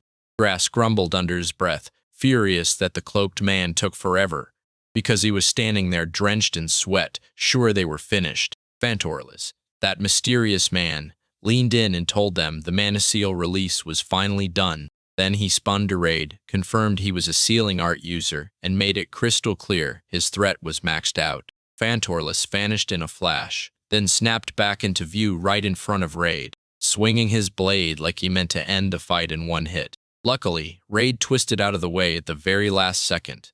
If he'd been a breath slower, it would have been over. Fantorless whipped his sword up again, charging straight into the attack. Raid got thrown off, and the moment he recognized that stance, his focus shattered, and Fantorless grabbed the opening and blasted forward. With his dark fang-piercing blade, he drove the final strike and sent Raid crashing down. Seeing the Raid fall apart, everything starts going terribly wrong. Luna lunged in, slammed her attack into Venturous's shoulder to knock him off balance, and snatched Raid right away. His eyes were locked on Fantorless, still staring him down with the same technique he'd pulled. Raid had never, ever heard a technique named like that before. And even with a demonic flare wrapped around it, it still felt painfully familiar. Like Fantorless's sword style, could that be it? Is the Divine Dragon Empire's signature style. But tell me, how in the world is a demon using that power? Fantorless went silent and, without answering, threw himself into a fresh stand. Raid clenched his fists and forced himself to stay ready. He couldn't drop his guard for a second, because Fantorless fights like a deadly pro in brutal close quarters. Tension crackled between them as they locked eyes, daring each other to blink, bracing himself for the next strike. Fantorless dropped his sword the second he confirmed Raid the sealing arts user, then vanished right behind Gores and Syl, and locked his focus on one thing, reporting to Vasil first. The two agreed on the spot. Raid's sealing arts were strong enough to pin them down, and with one command he called up an ancient dragon. So, yeah, Fantorless was dead, sure. Raid is a descendant of the Imperial Dragon Knight. After spotting the three plotting to make a run for it, Luna blasted them with a dragon breath, and Raid demanded they spill more details. They snapped aside from Luna's attacks with expert timing and slipped away before she could land the next hit. Gores snapped around and warned Raid that the next time they crossed paths, he'd make sure the Imperial Dragon Knight bloodline got wiped out, something Vasil couldn't finish. Luna demanded whether they should chase them, and Raid shot back. No, let's link up with Roanna and the others instead. Right after linking up with them, Raid wasted no time. He grabbed Ailey and grilled him about everything he'd heard from those three. Alice explained that the clan who concealed the Demon King is the demon race's worst nightmare, so, of course, Vasil wants to wipe them all out. Raid was about to open her mouth. Then she slammed him shut mid-sentence because, yeah, he wanted to claim he'd mastered his skills just to be the caretaker of dragons for generations. But the truth is the exact opposite. He didn't become a dragon caretaker for some lucky reason. He earned it by mastering sealing arts so powerful they could bind dragons in place. After all, brutal training and a lifestyle shift can reshape anyone's skills. And as for his clan, that family line was likely wiped out the moment Vasile went hunting. But the magic power and aura pouring from his sealing arts look exactly like the Imperial Dragon Knights. There's no way he isn't one of their descendants. And if those 6 dependents looked at his sealing masterpieces and still said, "Yep, that's the real deal," then you know there's zero room for doubt. And most importantly, the last 4 heavenly generals are finally stirring. The Demon King's revival is right around the corner, and the monsters are going wild again. Maybe that get-together with Luna and the others was written in the stars, one of those fated moments. Raid and Luna whipped their heads toward each other, eyes huge with shock. So, does that mean he's destined to take down the Demon King with Luna? Alael just shrugged. Who could say? And honestly, as a demon's concubine, she'd rather they didn't break that Demon King seal. Fine. That's enough talk for now. Did they still not break the seal yet? Malaria wheezed for breath and begged them to hold on longer, because she and Rowana were barely managing to keep it together. Luna let out a heavy sigh. If only that barrier wasn't there. One breath from her would have ended it already. But she couldn't touch it unless the cat spirit tribe broke it. And Raid warned that even trying could make the whole underground space collapse. He paused for a split second, wrestling with his thoughts. Rwanda reached for her hand, and he begged her to give it to him. After she obeyed him without a second thought, raw power surged up from deep inside her, like it had finally found its way out. Raid shoved his magic power straight into him, then urged Rwanda to crank it up for roughly 10 seconds to shatter the barrier. Rwanda took his advice, swung with everything she had, and shattered the barrier to pieces. Yay, she pulled it off. They finally see what's waiting beyond the barrier. They slipped into the cave. And there, right in the center of a spring, a sword was jammed in place. Was that really the Guardian sword? Ale shot over to take a look, and his face froze when he realized the truth. It's the holy sword the Imperial Dragon Knight once wielded to trade blows on equal footing with the Demon King, the Holy Dragon Imperial Sword, Rieden. She finally clocked what was happening. Those 6 dependents had been biding their time, waiting for the cat spirit tribe to come back so they could snatch this sword. Raid feels the same way, because the Water Spirit clan holds the power to seal Ale, one of the 4 heavenly generals, and Raid's own clan carries sealing arts meant to lock away the Demon King, while the cat spirit tribe guards the very weapon that once cornered the Demon King as its guardian sword. Looks like Vasile is striking at every clan that's in the way of the Demon King's revival, and he's doing it with cold, methodical precision. So Rowana just can't stop wondering why an insanely powerful sword is sitting in their village. Ali suddenly remembered that just before the Imperial Dragon Knight vanished, people were whispering that a cat-eared girl had been riding with them. Maybe not Beastkin at all, but someone from the cat spirit tribe. Malaria leapt into the spring to seize the guardian sword, then finished Ale's tale, swearing this village protects the blade the very same way. Her parents warned her that this sword carried a force strong enough to crush evil, but she had zero clue it was this unreal. Malaria clamped her grip on the sword's hilt, yanked it up, and a blinding burst of light flooded the dark cave. With a single swing like this, Raid could have wiped out Hydra just like that. What insane magical power! They had to rush to the Dragon King and tell him everything. Once the report hit his ears, he slammed an emergency meeting into motion to brace Dragon Nation for a possible demon attack. Luna wondered if Raid could skip the meeting, and he smirked back that he'd let the ancient dragons handle the nasty talks. With that, they finally burst into the spot where the cat spirit tribe was staying, and the elder rushed up, relieved to see everyone safe. Then his eyes snapped to the guardian sword. Malaria was clutching. He still couldn't believe they'd actually recovered it. Malaria said they pulled it off only because every single one of them teamed up and fought as one. And the elder listened to her tale, nodded, and led her back home, saying the guardian sword is basically a guardian deity for the cat spirit tribe. He and the rest of their tribe dropped their heads and swore right there that they'd spend their entire lives repaying this kindness. Then he whipped around and faced the Malaria. They praised her for crushing it, and the cat tribe members erupted in cheers, thanking them non-stop and roaring for Malaria. Tonight's a full-on celebration for snagging the Guardian Sword, and the place is packed with mouth-watering meat to gorge on. The Cat Spirit Tribe's members, Ancient Dragons and Raid's gang, didn't just show up.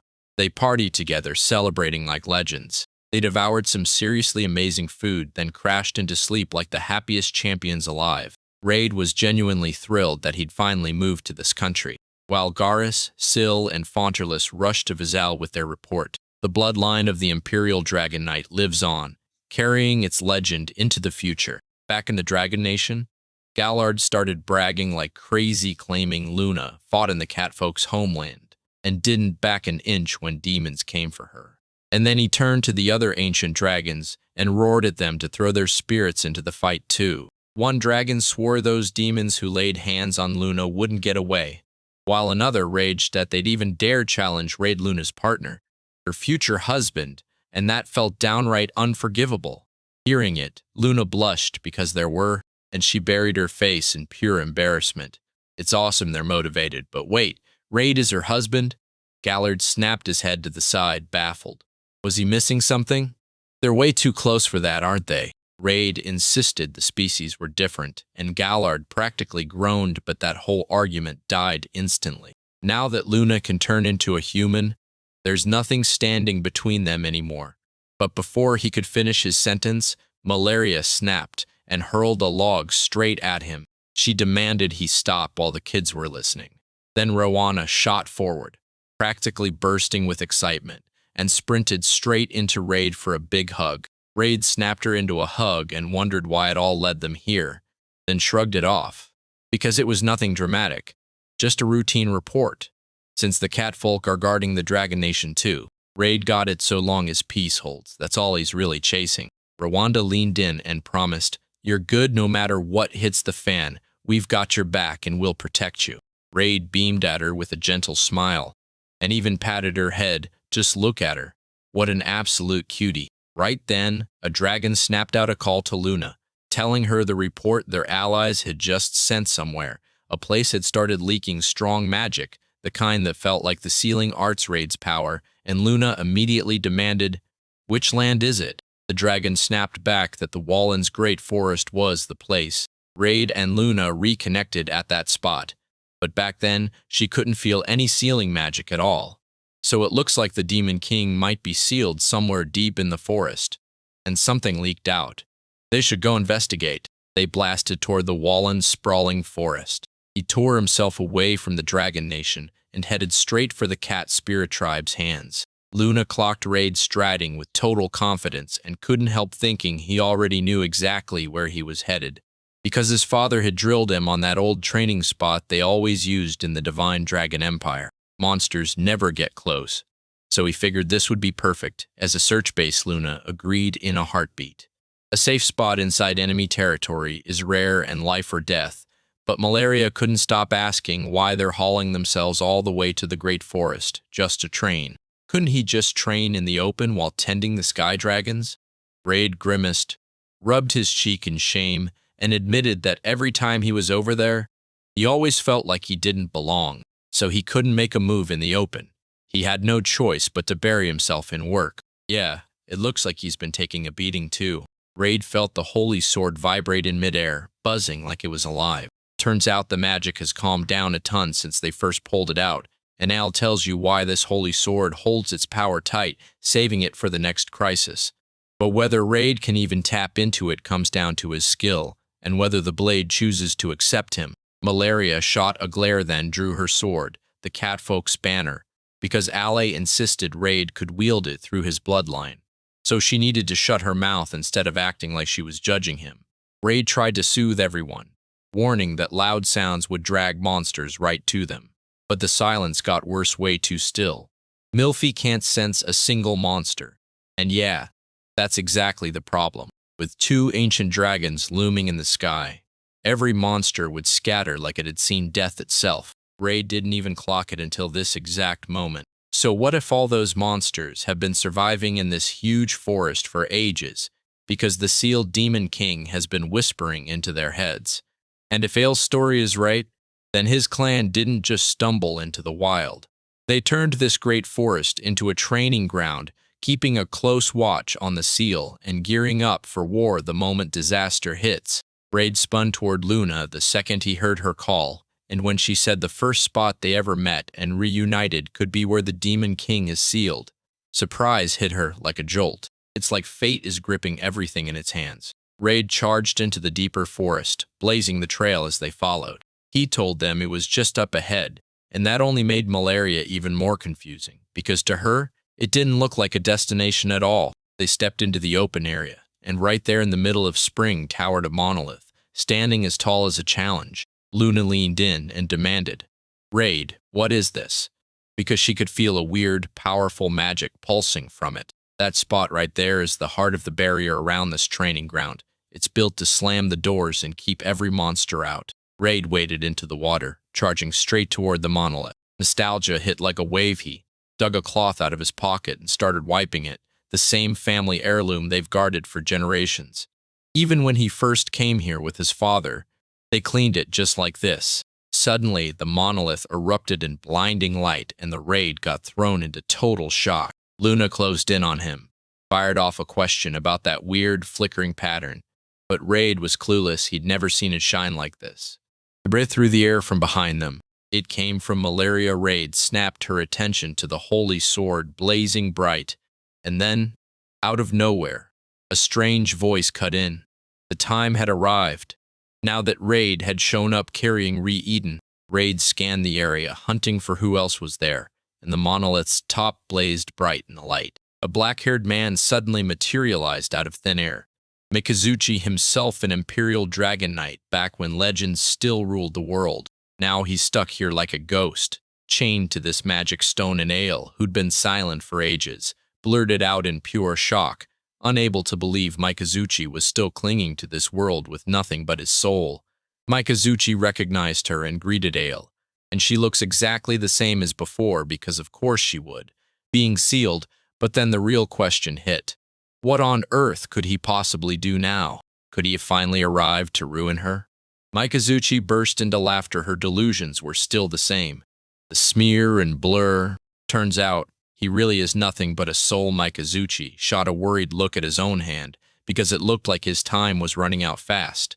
And Raid clenched his fist, thinking, even if he's only a soul, it's still enough. There's one question burning in his chest, and he's about to finally ask it. Raid kicked things off by introducing himself as a dragon tamer in the Divine Dragon Empire. Then he cornered Mikazuchi and demanded, "Are you my ancestor?" And Mikazuchi confirmed it. He really was. Mikazuchi knows the lineage got shattered when Vassal Raid's ancestor was taken down, and the spirit of that ancestor whispered it to him generations ago. So now he's ready to lay it all out. So we better listen up, because even the ancient dragons, his loyal partners, are counting on him.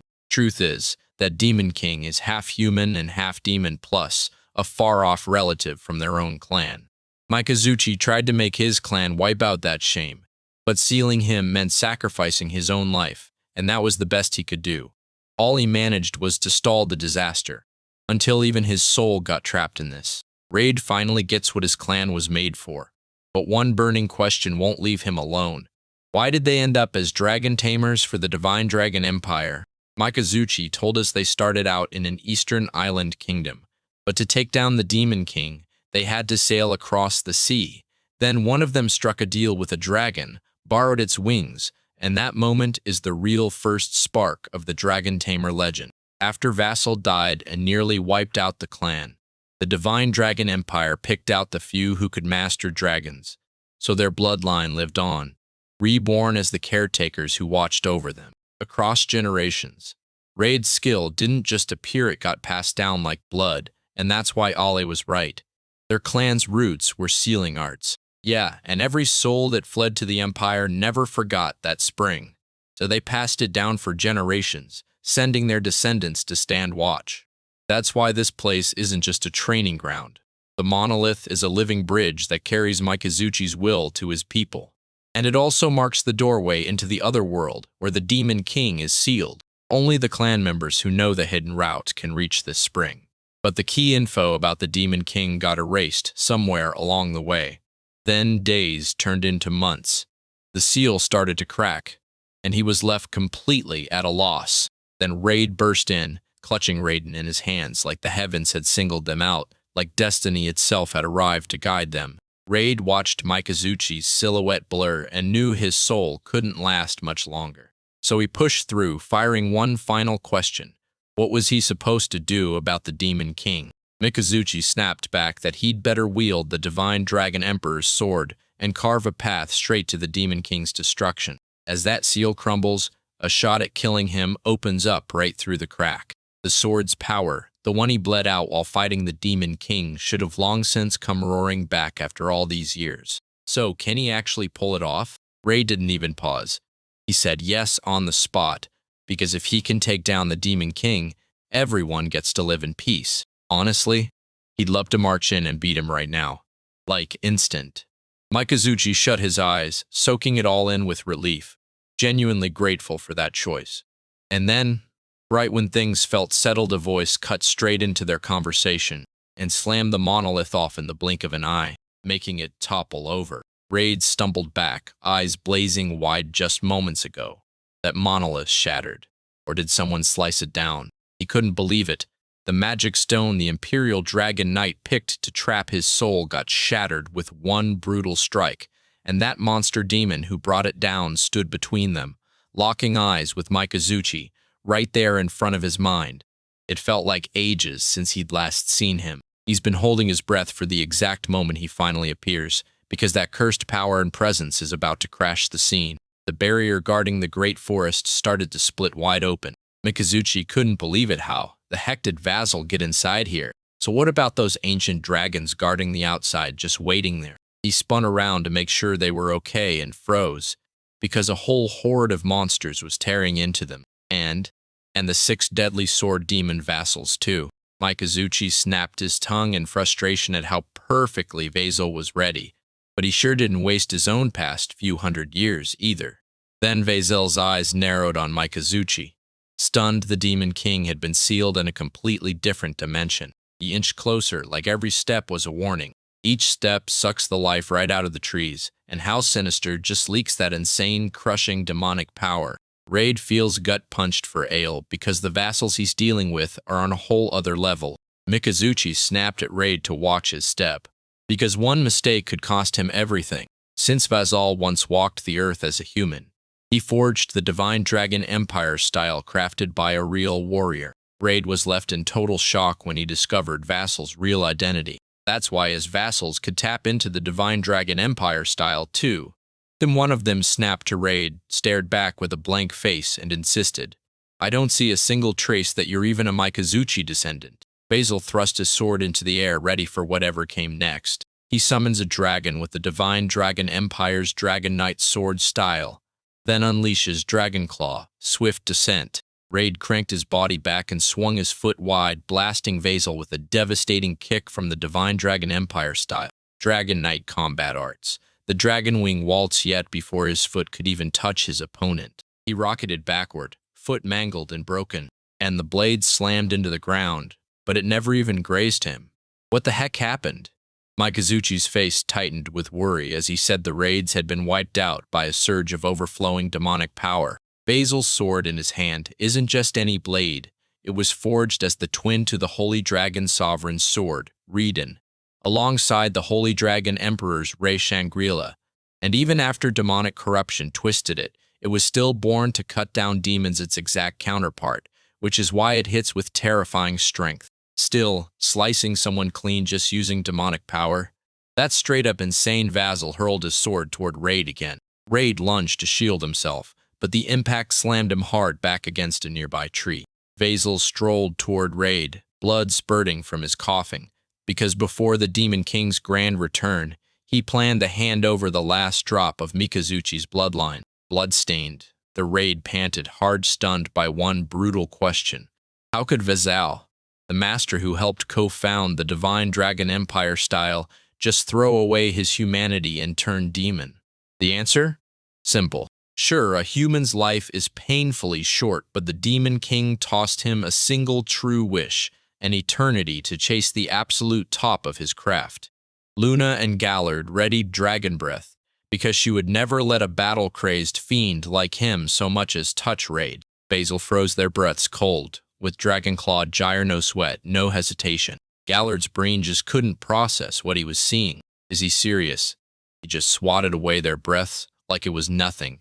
Basil roared with fury and charged the ancient dragons, but Raid's chains snapped in and cut him short. Basil lit him up with praise for how he pulled off the same move as Mikazuchi. What a shame he could smash through 100 of these without even breaking a sweat. Raid's eyes went wide when Vassal snapped the chains from his blind spot aside, like nothing. So he had to move now, fast.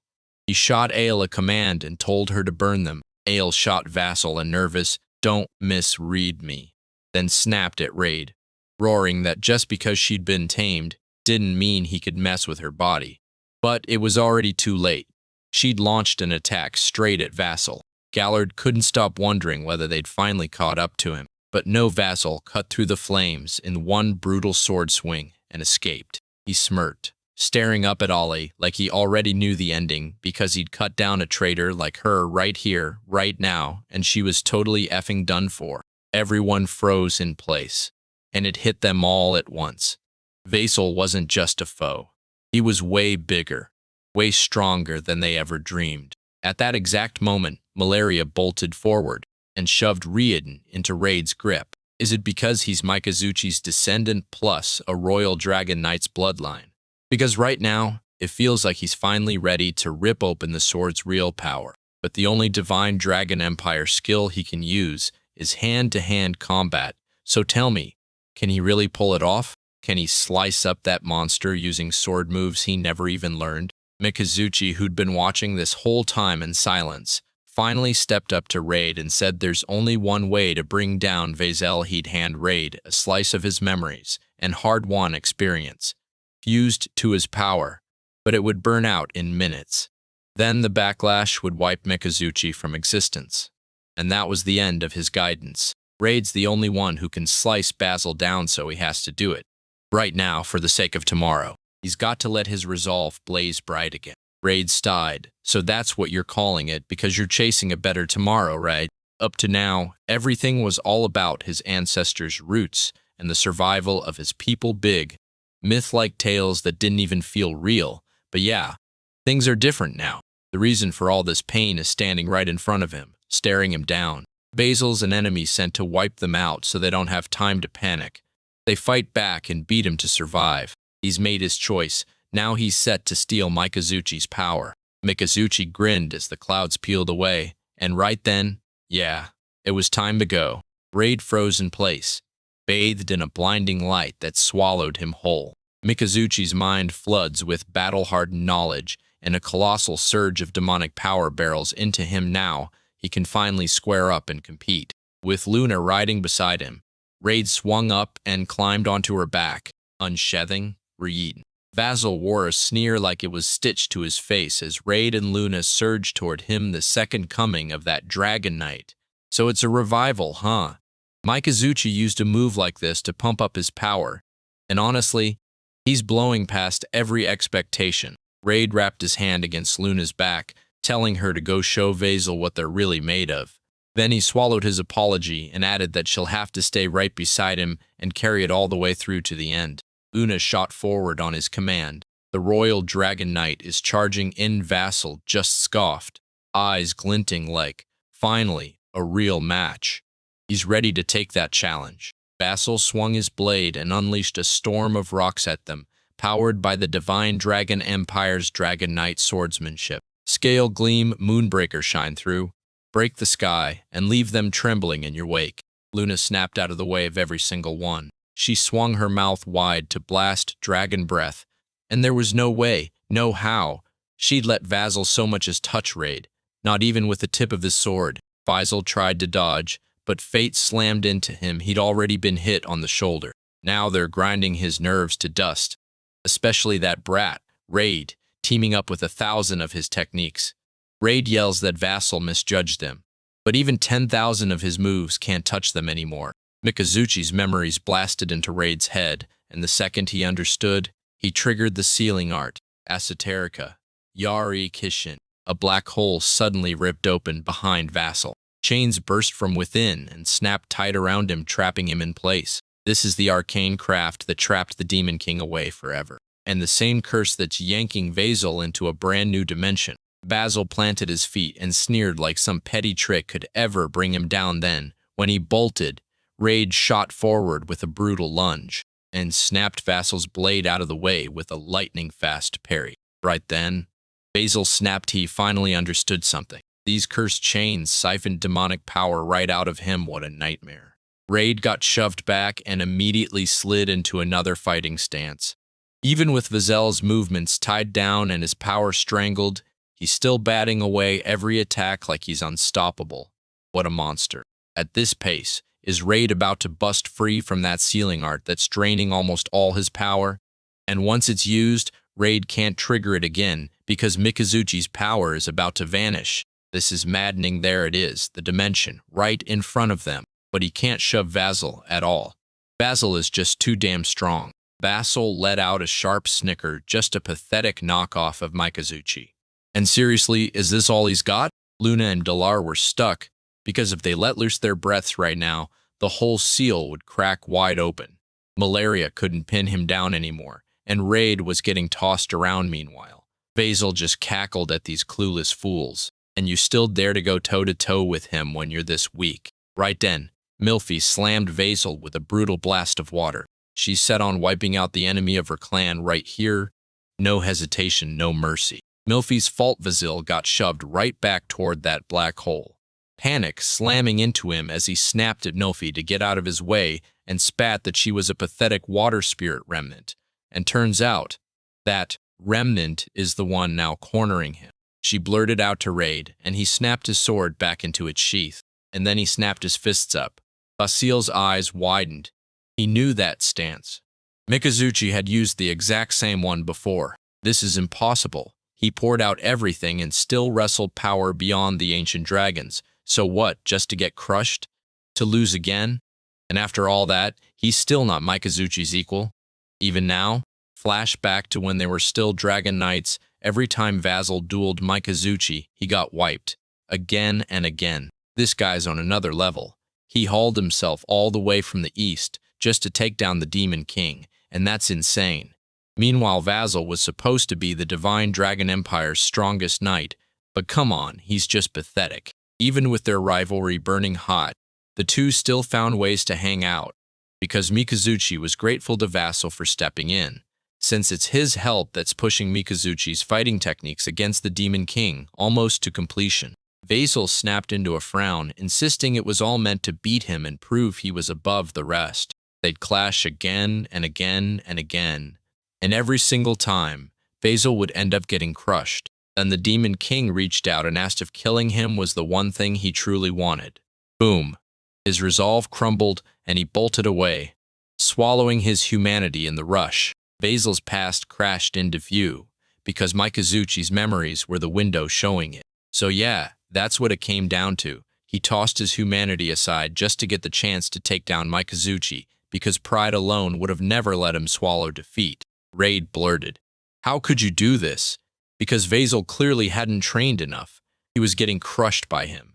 And Vasil snapped back, warning him not to say things like that, especially with Mikazuchi's face staring him down. Raid drove a punch into Vasil's stomach, unleashing the Divine Dragon Empire style.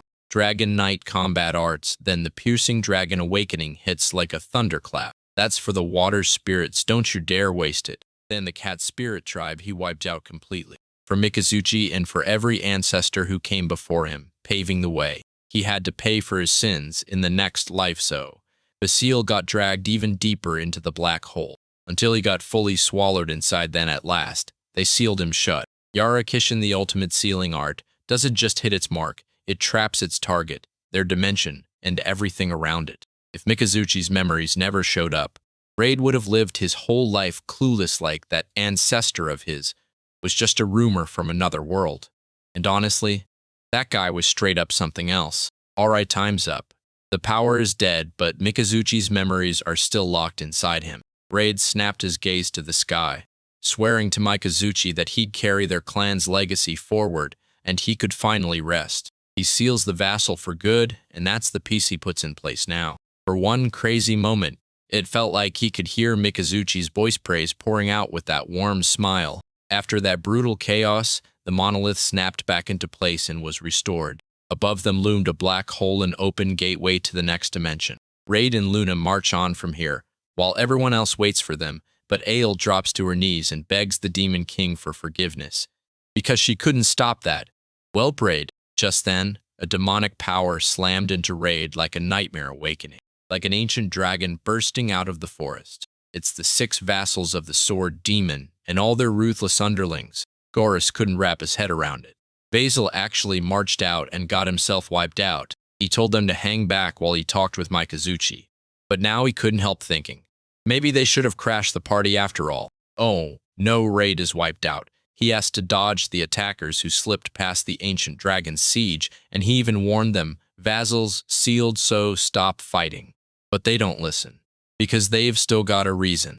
They've been handed one brutal job: resurrect the Demon King, right where their sealed master can't reach. Shoot Raid dumped nearly all his power into that single seal, and if another fighter at that level shows up, they're done for.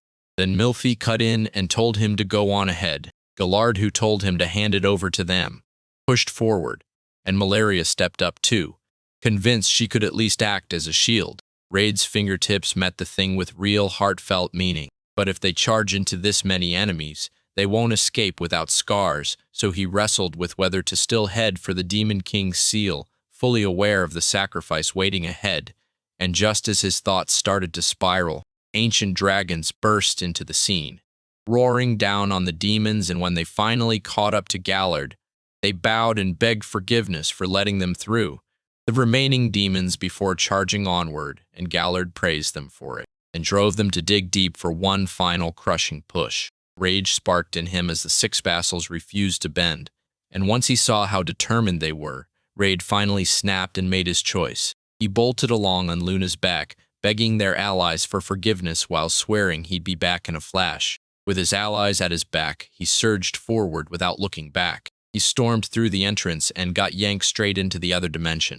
As soon as they stepped inside, a hulking, 4-armed monster tore the air with its presence chained up tight, like the Demon King himself. He looked up at them and caught that sharp scent of blood.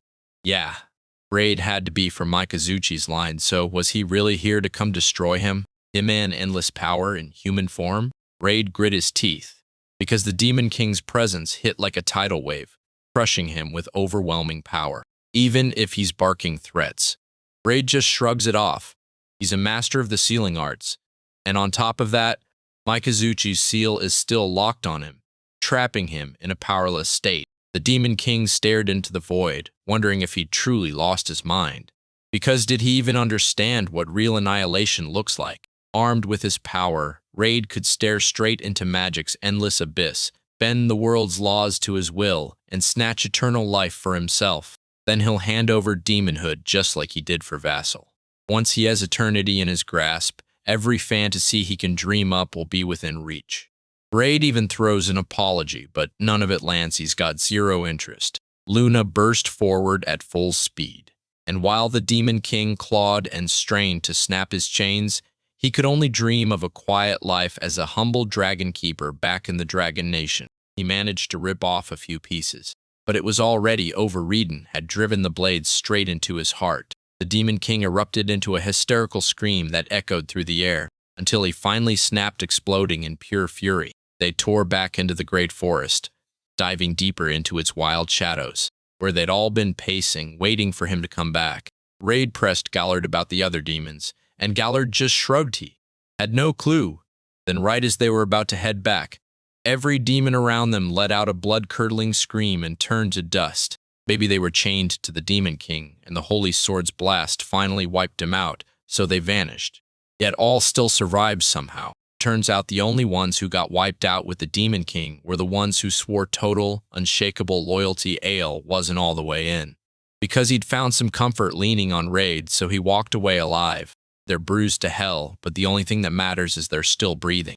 So yeah, drop your prayers at the monolith, then turn around and head straight back to the Dragon Nation. Raid suddenly got ice-cold chills running through his body, then barked, "Up in the sky, everyone! Fly!" The ancient dragons exploded into the sky, snatching Raid and the whole gang onto their backs as they surged upward, and watched the spring erupt, and someone stepped out alive and real. Its Vasil locked behind a sealed space so nobody on the outside can crack it open. He tossed Vasil into another dimension, cutting him off from the demon-quelling Aegis, and Vasil's jaw clenched with rage. How dare that fake Mikazuchi copy lay a hand on his king? If it weren't for him, this whole thing would never even start. Because he'll make sure Vasil dies, period. He's the last descendant of Mikazuchi. Vasil slashed his sword, and Luna was about to blast a dragon breath, then it just cut out. No magic left. Oh no! The ancient dragon slipped aside every single one of Vasil's attacks like they'd seen it coming. Raid watched it all with dread. Luna is drained of magic and can't even breathe a spell, and those ancient dragons move like they're half asleep. Everyone's pushed past the breaking point. He told Luna, "I'll hold Vasil back, now grab everyone and get out of here." He rang Faye and the Sky Dragon with her. Luna couldn't swallow it. Using that much power is basically suicide. His body and magic are tapped out, running on nothing but pure limit. Bureau limits Strand Princess, and her job is to make sure her people live. Luna couldn't believe he'd say something like that. He knows exactly how she feels about him, and after everything they've survived, Raid would know too, so there's no way he could just stand there and let his partner be killed. Raid's determined expression hit like a spark, lighting up his whole face. Luna finally caved, and the moment she agreed, Gallard's world got rocked. She snapped, asking if she'd finally lost her mind, but she didn't want this either. If Raid chose this road, then as his partner, trusting him was her duty. Just as she was about to speak up, Vasil burst in with a sudden attack. Raid leapt down and slammed his sealing art in front to block every strike, yelling for Luna to run. She shot him one last look, pleading with him not to die. Then she launched into the sky with the rest of them. Raid stood on his magic circle, jabbing a finger and shouting that Vasil's fury was boiling over. Is he raging because the Demon King finally dropped to a copy of the one man he couldn't defeat? Vasil snapped his teeth together and ripped into healing his severed arm. Flesh, he needs more of it. Raid will be the offering. Raid snapped at Vasil, urging him to charge straight at him, but he jolted in shock as Vasil suddenly whipped his sword around, barely slipping out of the strike. Then he spotted a gap on his flank and lunged in trying to slip through before it closed, but Vasil snapped his blade up and blocked Raid's sword like it was nothing. He's a monster, and he can catch that angle every time. Raid blasted backward to buy space, and Vasil surged forward to chase him. He muttered, "This is too much," because the power Mikazuchi handed him was already fading, so he snapped into motion-kicking Vasil's side with the Divine Dragon Empire technique, Dragon Knight Combat Arts, Dragon Wing Waltz, pushing him back. Vasil saw the sealing chain slam around his ankle, draining his power right out of him. He brushed it off and lunged forward, furious how could the Demon King drop to a weakling like him, using tricks so pathetic. He poured out everything for this power, so why was he being forced to hesitate while watching that same kid's life play out in front of him? Why couldn't he just take the boy's head? Raid will explain it, because he tossed aside humanity's greatest weapon, Vasil scaffed. And yeah, he says that too, humanity's greatest weapon. This body of his forged for centuries with Ray Shangri-La has become the ultimate weapon. Raid smashed Vasil's chest and shoved him back, widening the gap between them. Because if Vasil thinks that's the limit, Raid's about to prove what real human strength looks like, the heart. And now he finally gets this is the fire that drives him to fight for others. And those bonds hit back, giving him strength when he needs it most, because that connection kept saving him, over and over. But the Vasil shrugged off every last bit of it. To sharpen his power, he threw away his comrades, his home, everything.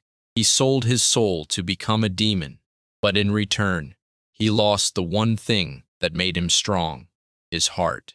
Now all he's left with is a hollow obsession, and on top of it, he's being chased by the ghost of a man he could never beat. This is the pathetic life he's trapped in. Vasil froze for a beat, then admitted that his life ambition was nothing but an obsession. Then prove it. Show me.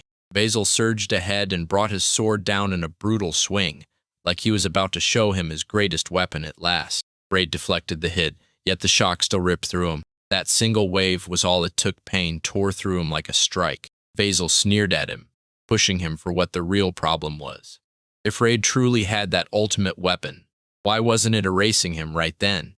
With teeth clenched, Raid swore he would, until every last shred of Vasil's will to rise again was crushed. He slammed the demon-quelling Aegis into action.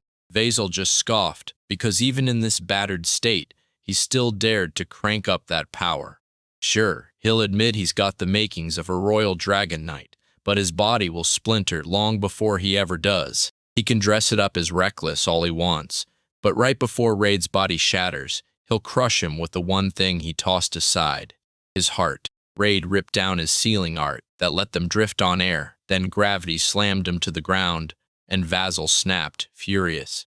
Is Raid really trying to wipe them both out with this crash? That's right. There's no other reason for him to unleash Raiden's power. Then he yanked Vasil close and drove a blade straight into his chest. Vasil howled in agony, so this was his whole scheme, hauling Raid up into the sky just to make him burn. And yeah, even weakened, he's still one of the 4 heavenly generals. Did Raid really think he'd charge in without a plan? Basil burst into laughter seriously. What a brilliant idea. Yoe's not human, because nobody could survive a drop from this height. Raid locked eyes with him and demanded, did you really forget humanity's greatest weapon, the heart? It's that bond that lets them guard each other, no matter what species they are. Luna's tail whipped Vasil away the moment she snatched up the Raid as it came crashing down. She's overflowing with gratitude that she came for him, because of course she always would for her own. And trust me, she's never letting him go again. The descending Vasil stared at them, stunned out of his mind. This can't be real. She's just a dragon with nothing left in her tank, so what could she possibly do? Raid only grinned. Who said it was Luna's show alone? The sky dragons just showed up, swarming Vasil in a tight ring, and they got ready to unleash their breath. This is for the royal dragon knight, so their friend stays safe, and their pride never breaks. They promised to show him their real power. Then Vasil screamed as their combined breath attacks slammed into him. Was he really about to get crushed by the sky dragons of the Divine Dragon Empire? That's right, he ditched that empire for his selfish dreams.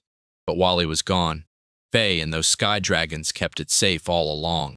Vasil, the knight who turned his back on his master and betrayed even his own dragon, became the Empire's ultimate traitor to the Divine Dragon. Now he's got one brutal choice: step into the dragon's fury and die in its fire. Vasil's body started to crumble into nothing piece by piece, like reality was slipping away. As he locked eyes on Raid and the dragons, a distant memory slammed into him. Yeah, that too. Back then, he had friends he could trust, and one dragon who was his partner. Back then, the last shred of humanity he had left? Mikazuchi. The sky dragons erupted in cheers as Vasil crumbled into dust. Meanwhile, Luna snapped her eyes back to Raid, horrified by just how wrecked he ended up. Raid swallowed his pride and apologized, and honestly, he was grateful. Luna let out a heavy sigh. She had so much more to say, but for now, she and the others threw in the towel and surrendered to the heat. Luna snapped her head toward the sky dragons and blurted out her announcement. And there's no doubt this battle will crown Raid's partner as the one great achievement she'll never be able to outrun. Right here, right now, everyone will shout a brand new legend's name, Raid, then Raid the Dragon Tamer, and finally, Raid again the Imperial Dragon Knight. For dragonkin like them, the newly risen Imperial Dragon Knight's blessing floods heaven and earth with power. Together, they erupted into one massive roar, just like the blessing they'd promised. Roughly 10 days after the Demon King crumbled, the monsters finally stopped rampaging, and the Divine Dragon Empire, along with the nations around it, slowly breathed easier and rebuilt peace. Luna and the others watched their outside wounds fade fast until they were mostly gone. Same goes for Raid. He fought to push himself up even while the pain crushed him. So Rowana came barreling to his side and snapped, "Hold up, you can't force yourself yet," because he'd been stuck in bed until just 3 days ago, right? Raid shot back a grateful, "Thanks for worrying about me. But isn't this a drag? Why just sit here? If she wants, she can go out and play, no problem," Rowana told him. "And besides, Luna will show up to take over soon anyway." And honestly, she wasn't even bored. She was buried in stories about the gods. Mythology, huh? Even in the Divine Dragon Empire, Lazaria folks tell wild stories about the gods forging new things and races, and the catfolk have their own version too. But the legends the dragon's lands passed down hit different. Rwanda cracked open the book she'd been lost in, and started spilling the tale right away. From the age when the gods were the only living things, the world was a burning wasteland strewn with the dead bodies of the innocent. A dragon spat a vicious curse at the figure in front of him, grilling her with one thought. How far does she plan to go? No matter how much chaos and destruction she tears through, it still doesn't stop her. That hunger in her supreme demon Norlys will never get answered. Norlys threw back a laugh, swearing it would. All this so far is just setup. Because if he steps out, then the person who can't stop loving him is going to have to show up too, right? His old friend, the dragon god, and forefather Edelgrillis. And yep, Edel's gut feeling was dead on, because that was exactly Norellis's plan all along. Norellis strode toward him, demanding why he fought her and why he sided with that woman. In this world, they eat the weak to keep the strong fed. So wasn't that the rule they all chose? So tell me, why did every single one of them turn on her? Edel's head dropped. Of course it had to be his old friend. But screw that, nothing else matters right now. They betrayed her because shame hit them hard, realizing their actions were the same cold, evil work that's missing love. The other gods smirked the same way, how utterly foolish to hand the divine race's fate to an uncertain future. And yet somehow, it's love that makes it all possible. At that exact moment, a flash of light tore between them and shaped into a figure. Norlis grinned, then shot forward to strike, because she'd been waiting for the second all along, while Edel readied his dragon breath. Like hell, he'd let her take control. So even if they get wiped out, he'll still stand right there with the kids, shoulder to shoulder. Raid, who'd been locked in the whole time, swore this sounded like the legend of the ancient dragon progenitor, something he'd never heard before. And with all those razor-detailed twists, it felt like it actually happened. Then he leaned in and demanded, what happened next? But right on cue, Luna showed up, ending the moment before it could even breathe. He wanted to know one thing. Was Raid actually obeying, or was he going off the rails? After someone told him malaria was baking silver vine bread, Rwanda lunged right into action, sprinting off to get there and waving goodbye to Raid as he went. Luna marched up to Raid and asked how his injury was, and when he thanked her and the others who'd been nursing him, she saw he was way better now. Just his insides, like his organs, still needed time to heal, because she never expected that kind of magical backlash. And the Holy Dragon Emperor was still a place they'd have to keep strictly off limits for now. Raid might never get to use it again, since the enemies are finally gone. Luna prayed for the same thing, but she still packed it just in case. Raid's eyes went wide when he spotted Reedon's. Luna finally snapped. We got it back because Shangri-La brought it with us to the catfolk, so why the heck is it here? She said it came straight from the catfolk chief, and from malaria only. The relic originally belonged to Imperial Dragon Knight Mikazuchi, which means his bloodline's descendant, and now the new Imperial Dragon Knight, Raid, should be the one holding it. That said, she'll hold on to it for a while, because the moment he starts, he goes way too hard right away. She's still furious about what happened back then. So Ray agreed on the spot, but once his bodies are healed, she'll demand it back. After a while, Raid yawned and shot Luna an apologetic look. Already craving his next nap, so he muttered he could totally use her lap as his pillow. Raid's cheeks flared red as she hesitated, her legs turning weak. She wondered if she really had to push herself. But Luna leaned in and promised it was okay, because she wanted to do it for him. And that's the thing, partners are always side by side, no matter what. Raid nodded instantly, totally caught off guard by Luna's gorgeous smile. Back then, he had no idea the mortal struggle was waiting to hunt him down, or that one fateful encounter was about to flip his whole destiny. Is he dreaming right now? Because it feels like someone out there is calling his name. The sun blazed in the sky, screaming that a brand new day was about to begin. Yep, another perfect morning, and Luna starts pounding on Raid's door. She greeted him with, "Good morning," then told him breakfast was ready, and Ray nodded, ready to meet her right after he finished getting dressed. A year after the Demon Clan got smashed, the Dragon Nation started shifting slowly, but you could feel the change coming. Rowana balanced a tray of warm bread and greeted Raid. And right after that, she and Milfy handed Raid and Luna their food. Raid thanked the two of them on the spot and swore he'd help with the cleanup later. So yeah, everyone should eat, and while Rowana did that, she handed a bowl of food to a mother clutching her child, who kept apologizing because she'd been asked to cook for the whole group. But Rowana shot her a reassuring grin and told her it was totally fine, because now she's officially the big sister of the cat spirit tribe. With the monster movements finally dying down, that drive in her is contagious. So many of the cat spirit tribe have marched back home to rebuild their homeland. To dodge disaster, families with tiny babies and pregnant mothers stayed put inside the Dragon Nation, while folks with time on their hands like Rowana chopped and cooked the meals. And it's wild to think Raid was once welcomed and treasured by his parents just the same way. Right then, Ale burst into the kitchen, begging Milfy for breakfast, and Milfy didn't even bat an eye, sure. But Ale's still stuck helping clean up later, which she knows too well.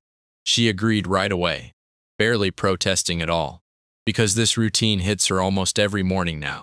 Milfy used to hate Ale so violently she'd charge at her the second she saw her now.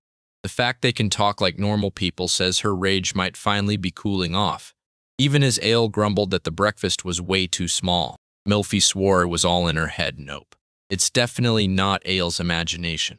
And Raid immediately snatched his words back as Milfy's rage still hasn't cooled a single bit. Right after they finished their meal, Raid shot up feeling weird because usual work with the ancient dragons and hunting for materials was off the table today. That's right, they were headed straight for the center of the Dragon Nation. It's finally ceremony day, and Raid, Luna, Milfy, and Rowana burst in to join the crowd that's already been waiting. With everyone finally here, Albarn clapped loud and declared, "All right, now we're doing the Dragon Vein ceremony." They'll drop to their knees and hurl prayers toward their ancestors and the divine dragon, Edelgrillis. Raid felt his heart drop when he watched every dragon shut their eyes and bow in unison. Milfy and Rowana followed right after him, their curiosity sparking as they asked the big question. In Revere, what's the name of the legendary divine dragon that every ancient dragon bows to? Edelgrillis, the very same fighter who battled the Demon King alongside his ancestor Mikazuchi and handed over the divine dragon sword, Riden, along with the demonic annihilation blessing. And after that prayer, a handful of dragons unleashed a massive horn, because that's the divine dragon's horn, and the sound is pure legend. If it's that huge, then its body has to be bigger than those ancient dragons by a mile. That horn tore loose during the Demon King fight. Luna was told the Dragon Vein ceremony only happens once every few centuries, and they're doing it with this very horn, and yeah, it's her first time seeing the whole thing too. Raid couldn't stop wondering how in the world they planned to use it. He watched Albarn raise his magic and trigger the horn, blasting a blazing stream of light into the air that stretches up to the sky. This is the Dragon Vein ceremony, because the ancient dragons don't just live here, they constantly grind out magic for every breath and every heartbeat, soaking up the massive magic surge that floods the Dragon Nation through the Dragon Veins. So every few centuries, if the Dragon King of that era decides the Dragon Veins are fading, they slam the Dragon Vein ceremony into action to wake those veins back up. Luna bent close to tell Raid the light had vanished, then warned him to stay put because something bigger was still rushing in. Just like people sometimes get blessed by the heavens with a skill, everyone whispers that this ceremony carries one last heavenly gift too. Raid gets it. And sure enough, all eyes freeze on the moment as he tilts his head up and spots a sparkly twinkle in the sky. A brutal flash blasted down onto the ground, and Gallard shouted for everyone to scramble back, which the ancient dragons followed without question, as he waits for the gift to unravel itself right in front of him. The moment it worked, they froze, because there was a girl sound asleep right there. Albarn didn't just speak, slammed the warning down on them. Don't even go near them. No, you don't just brush off a divine being like that. He stared her down like he was hunting proof, and sure enough, this body was packed with an insane amount of magic. He's convinced this person is straight up divine. So the ancient dragons whispered, "A real god," and they meant a divine one finally dropping onto the Dragon Nation, something they haven't seen since the divine dragon. Wait, what is that even saying? Albern threw out an apology to Raid, then begged him to take the girl straight to the cat spirit tribe's village. He had to rush to his superiors right now to report this immediately. Ray nodded and strode right up to the girl. Right as he reached to lift her, he suddenly flinched because one memory hit him hard. Luna clocked the change in his face and called out, confused. Ray just waved it off, insisting it was nothing. Then he scooped up the girl and rushed her straight to the cat spirit tribe's village. He gently lowered her onto the bed. Luna still couldn't wrap her head around it. Someone divine was dropped into their kingdom as a gift, and the scariest part was realizing a creature with that much magic actually existed. So why was someone like her unconscious? Legends of the divine spread across the world, and people worshiped them as a creator. God, an unstoppable force, said to birth the world and every race that lives within it. So if a divine power drops into the Dragon Nation as a gift, you already know it's got to mean something big. Luna can only hope this girl's fall turns out peaceful. Her feelings make total sense. Just as the Dragon Nation finally got its peace back, a divine being suddenly crash-landed from the sky. And now Raid has something burning on his mind that he can't stop wondering about. Back then, he dug up that dream from before, the one where he couldn't make out the voice or the face. Yep, Mikazuchi's memory. After he cut down Vassal, Mikazuchi handed him magic swordsmanship and everything he needed to know about the clan. At that moment, a tiny shard of Mikazuchi's memories surged into him like the way Basil, the woman from his dreams, pulled him back, and how that girl looked disturbingly similar, until, for the briefest instant, he glimpsed a face that matched her. Dead on. Is that Mikazuchi's memory coming back? So, is there something more out there? Some karmic thread? Some destiny still tugging at the world since Mikazuchi's time, like the Demon King and the Demon Clan? They should ask her what happened the moment she wakes up. Because right behind them, Ale cracks out from behind the door, slacking off from the Dragon Vein ceremony, and once she gets here, she feels this weird, heavy power crawling in the air. She blurted out to Raid, "Who's that girl?" Because she could feel magic that hits even harder than the Holy Dragon Emperor's sword, so she pushed, "Wait, she isn't a divine dragon relative, is she?" Raid blinked, then nodded. "Good guess." And right there, he told her everything that went down at the ceremony. Ale couldn't even process. Some real divine power was actually descending in this era. Back then, she watched the divine dragon's horn snap clean off with her own eyes. And still, she never guessed it was being quietly guarded in the Dragon Nation. The horn is the reason that girl drops down here back then. People relied on sacred items tied to a god to call them into our world. But the fact that a different god showed up instead of the divine dragon is still baffling. Raid even wondered if it was too obvious to admit that there used to be an era when they could just summon gods to this world. Ale gets the whole situation instantly, then plans to slip out of this village for a bit before that girl even wakes up. Luna grins like a threat. Like, sure, I get it. But Ale can tell she's not really letting her go because Luna won't leave the Dragon Nation and play by the rules, will she? Ale snaps back that Luna's way too suspicious, insisting she only wants distance from that divine. But before she could finish her sentence, the divine right, the one they've been talking about, stepped into the moment. That girl snapped awake, making the bartender's hand shake and the whole alley go silent at the corner. The girl whipped around to Luna and blurted, "So where are you?" So Luna leaned in and told him she was from the Dragon Nation, the ancient dragon's birthplace, and the girl repeated every word like she meant it, before he even looked back up at them to ask what kind of ancient dragon they meant. And who even were they? Nah, no way. So who is she really?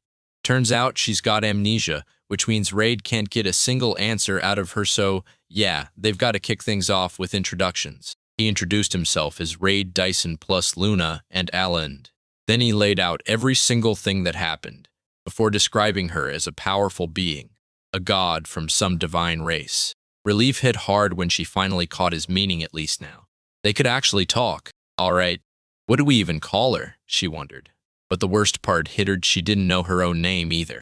Maybe he's got a solid name he can vouch for. Because she needs something to answer to until her memory snaps back, right? She can't pull one out of thin air. And since he laid everything out for her so kindly, she wants him to name her. Raid's grin came out awkward and forced. Naming her?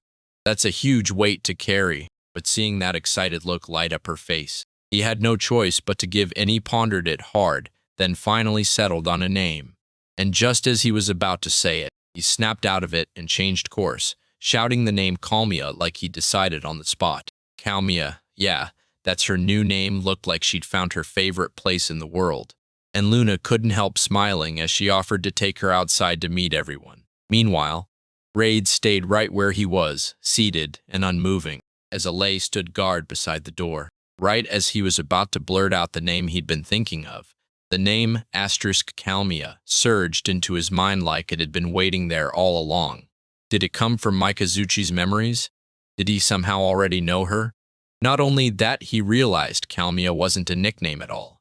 It was her real name. And then everything hit at once. What did that mean for his dream?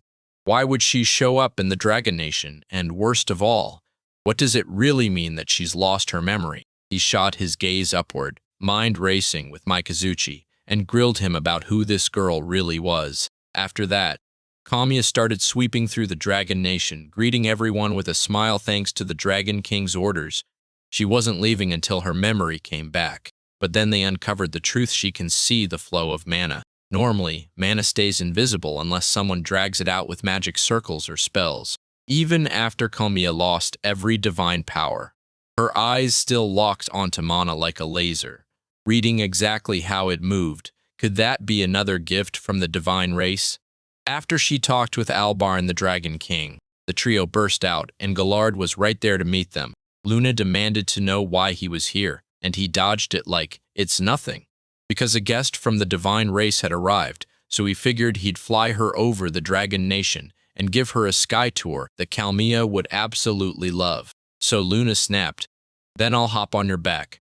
Gallard's flying is rough as hell, and Kalmius just stared at Luna's dragon form, frozen in total awe. She looked adorable as a human, all gallant and slender like a real princess dressed for the spotlight, and Luna felt genuinely honored just because someone from the divine race praised her. Because she's hauling Luna, Gallard will soar right beside her, acting as Kalmia's escort. Then Luna whips around, begging him to mount up first so he can pull Kalmia to her feet. Raid followed her command, and even handed Kalmia his boots so the scale wouldn't slice her open. The moment Luna was ready, they blasted off into the sky. Ancient dragons hovered all around them, acting as their deadly escort. Raid grinned at that crystal-clear sky and shot Kalmia a question. How was it for her? Only she didn't know because, with her eyes shut, she clung to him with a death grip. She reached for the doors, but the second she looked down at how high up they were, fear slammed into her. She can't stand heights. Luna told her she didn't have to force herself and pushed for them to descend, but Kalmia refused. She wants to get used to it because Luna hauled her all the way here. Raid told her she didn't need to push it too far, and Gallard shrugged like it was no big deal. If Kalmia says it's okay, then they're rolling with it, and Luna nods along. Pushing yourself too far is a recipe for disaster, but right now, they're going to keep moving forward. Kalmia clutched Raid with all her strength and slowly blinked her eyes open. She beams and tells him she can finally look down properly, and wow, what a view. Raid then begs her to loosen up a bit because she's squeezing his stomach way too hard. Her tiny melons are grinding against his back, her whole body pressed tight to him. Kalmia snapped, "If I let go, I'll fall." So she clutched him tighter no matter what. Luna, who'd been watching from the shadows, snapped a warning, "Don't grip them so tightly." Raid's her partner. All right, and Kalmia felt chills rippling across her skin as she started to complain, while the ancient dragons flying beside them all looked at Raid with pity. Like, damn, he really doesn't get a break. And at the same, Kalmia snapped at the breaking point. Then her world went dark, she fainted, and that tiny sky adventure ended with her collapsing. Luna dropped into the nearby forest, tucked Kalmia under a tree's cool shade, and sat beside Raid as she said, "So Kalmia's decided she won't ride with him anymore. Not from here on out. If she has to do it, she'll do it with someone who isn't him." Raid tried to make her see that it wasn't some dark choice. It was totally beyond his control. Luna pressed her weight against his shoulder. Lately, it feels like she and him barely get any real time together. She's got a selfish streak, no lie, being the princess of dragons, means there's nothing she can't get, no matter what she wants. Except for Raid, he was the only one she'd ever crave at her side. Until he walked away from the Divine Dragon Empire, and that meant she couldn't have him. So now that they're finally together, she wants him to feel just how close she is, if she can. She knows Kalmia doesn't feel that way, yet she still can't help it. She can't stop being selfish, so the real question is, can he ever find it in himself to forgive her? Raid clasped her hand and flashed a calming smile, nothing selfish about it, because he'd take that offer gladly, right?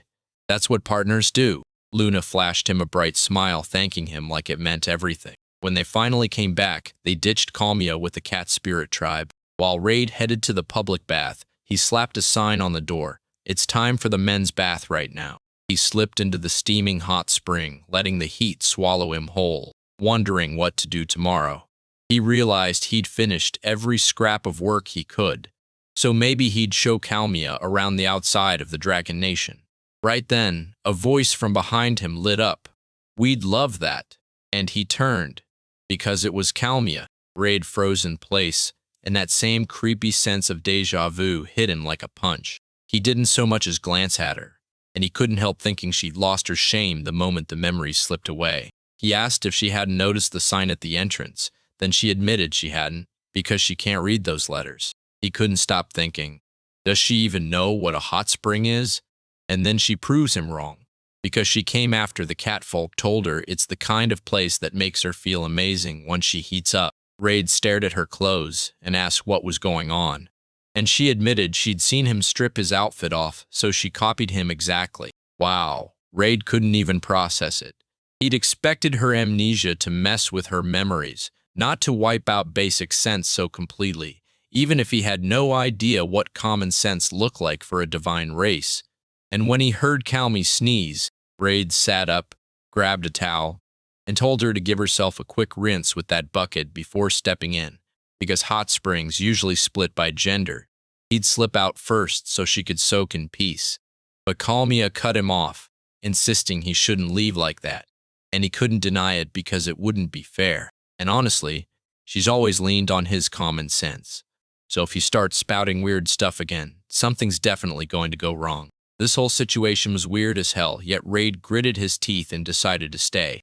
He figured it was safe, no one would notice, as long as Luna never found out. Kalmia scooted beside Raid and grilled him, asking if she truly lived in the heavens. Raid was adamant she did, because everyone tells the same legends, and even she's fallen from the sky herself. She tilted her head back and stared at the sky, burning with curiosity about what kind of world lay above. Kalmia flashes a cheerful smile, but the moment her memory slips away, anxiety bites hard. Then she turns to Raid and blurts out what his home was like. His parents are gone, and life has slammed him with so much more. So he doesn't feel tied to the country at all but the sky dragons. To him, they're family. So wherever they fly is home, and it matters. For him, home isn't a place, it's the moment his family is right there. In that way, the Dragon Nation feels like his real home. When he got cast out, they welcomed him with open arms, and they built a pile of memories together. So yeah, he loves the Dragon Nation and calls it home just like that. Kalmia flashed a radiant smile, and with it came a real, that's amazing kind of joy. He's got a heart so warm that everyone falls for him right back. Today, she finally saw it. Love isn't just one thing. There are a bunch of different likes and loves in the world. She's praying her homeland turns out just as amazing as the Dragon Nation. And that's exactly why Raid pushes her to make it her new home too. No matter if her memory comes back or not, she's going to dive deeper into the Dragon Nation until it feels like home, and everyone will welcome her with open arms, because in this place, everyone's good, and every dragon is too. That's such an awesome idea. Seriously, I love it. All right, tomorrow, he's gonna give her a proper tour, and yes, that means showing her what's beyond the Dragon Nation too. Then she'll dive deeper into the Dragon Nation, falling harder and harder, and Ray agreed, leave it to me. Luna later uncovered the mixed bathing scandal, and rage instantly lit her up. Meanwhile, in some other dimension, Neuralis perched atop a shattered temple, staring out like the world was about to crack. She shut her eyes tight, then snapped them open the moment she found the one she'd been hunting. And now the time has come to decide what happens to their divine tribe. She shot her hand up and from the ground, black shadows surged like living smoke. She's forging them into knights. This is her brand new race, born from her own hands. Closer to the gods than any human could ever dream, she rules through obedient servants who answer to nobody but her. The supreme demon. They call him Dark Angel. Then she barked an order. Head to the land where the divine dragon's descendants live, and drag the god who's hiding there back. She's going to hand them a slice of her power, so if anyone dares step in their way, even a god, they've got her blessing to erase them. Of course, no one else got a smile, just the target child, while Norellis's lips curled into a sly smirk. But then she suddenly groaned in pain, clutching her cheek like it was only then her body finally broke the silence. So is that her limit after all? And that's exactly why crushing her goal feels so damn worth it. All right, then time to move. Back in the Dragon Nation, Raiden and the gang pushed deeper into the forest. Ale suddenly squealed, whipped around, and snapped at Kalmia not to grab her tail like that because, yeah, Kalmia couldn't help herself. She was just dying to know if it was real. And Ale was like, wait, you're serious? Of course it's real. This is a demonic trait.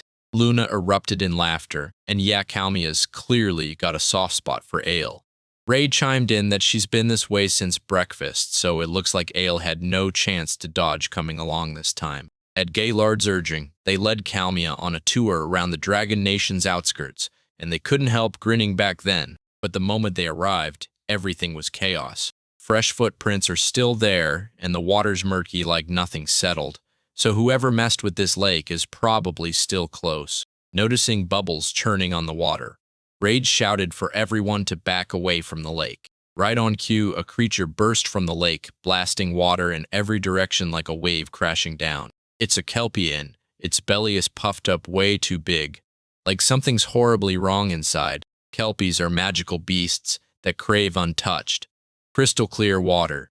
So when it showed up here, you already know what it came to do. The toppled trees and the murky water screamed that it was rampaging, furious and restless, right up until it went into labor. Its rampage hurled a deadly wave straight at them, so the ancient dragons had no choice but to soar upward, carrying everyone on their backs. And with the young ladies there, Gallard knew they couldn't afford to go rough, so he told Raid to use the sealing art to shut it down. Right when he asked, Raid ripped open the sealing art and snapped the Kelpie down with chains, ripping through everything even harder, even holding it with a sealing art. Raid can't stop this insane power, because it still controls the water. And yeah, he's heard how Kelpies have triggered floods over and over during territorial fights with other monsters. If that same disaster hit the Dragon Nation, it would be game over, so we've got to find a way to yank it away from here. Yan, ancient dragon's breath is pure devastation. So if Luna lands a direct shot, even a monster as massive as this Kelpie can't survive the blast, right as Luna was about to fire. Kamiya cut them both off, and said the poor Kelpie was just terrified she'd speak with her for a moment.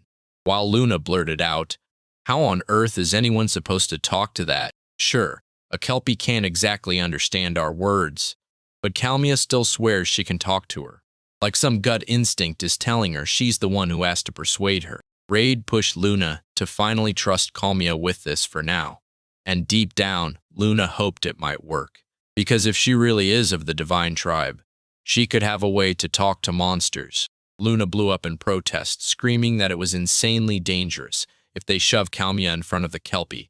One stomp and she'd be crushed in an instant. So Raid swore he'd set things up so they could rescue her on the spot.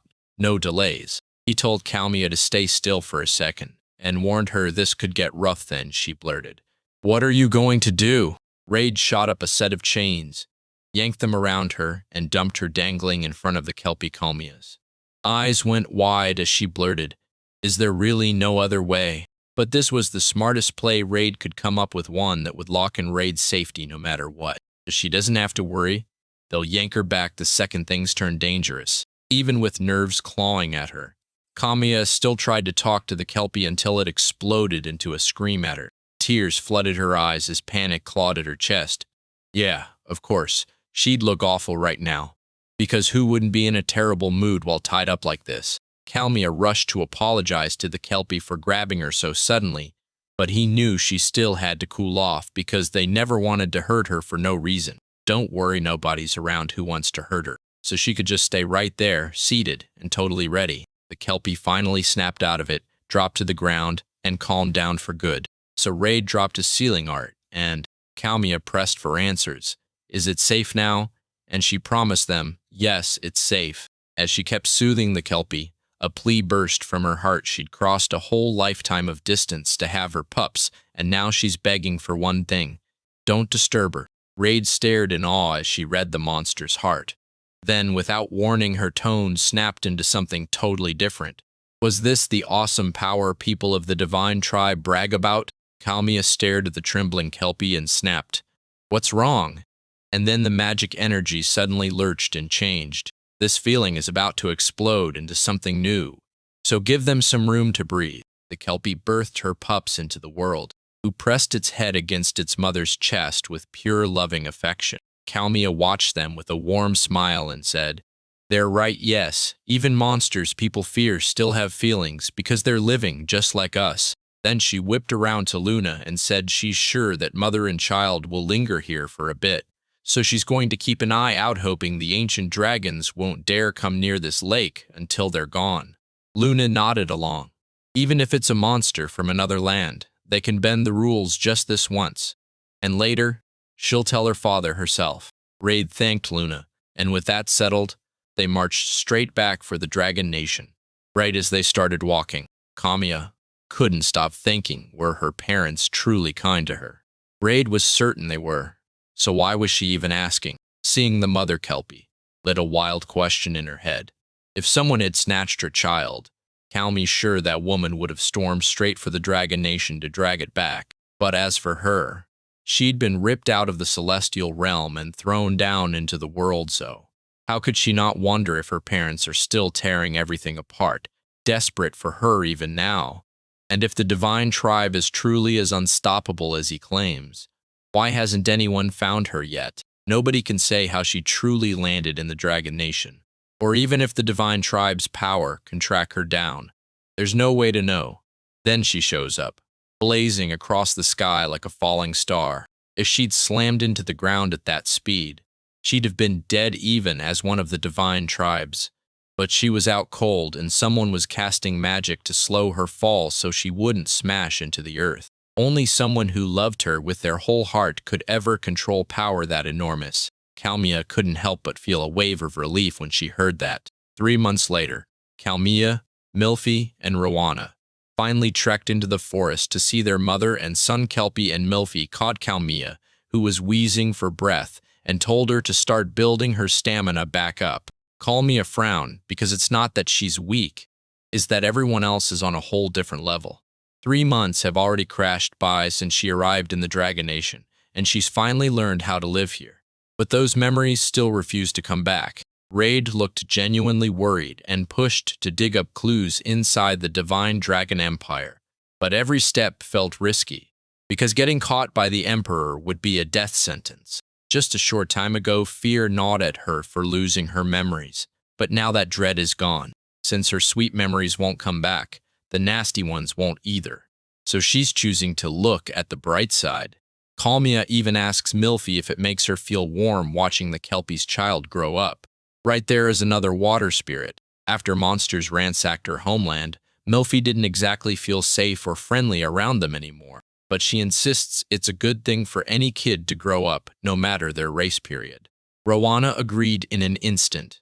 And honestly, that baby is adorable. They burned through almost the entire day there, then decided to head back when the lights started to fade, and Rowana pushed the idea hard.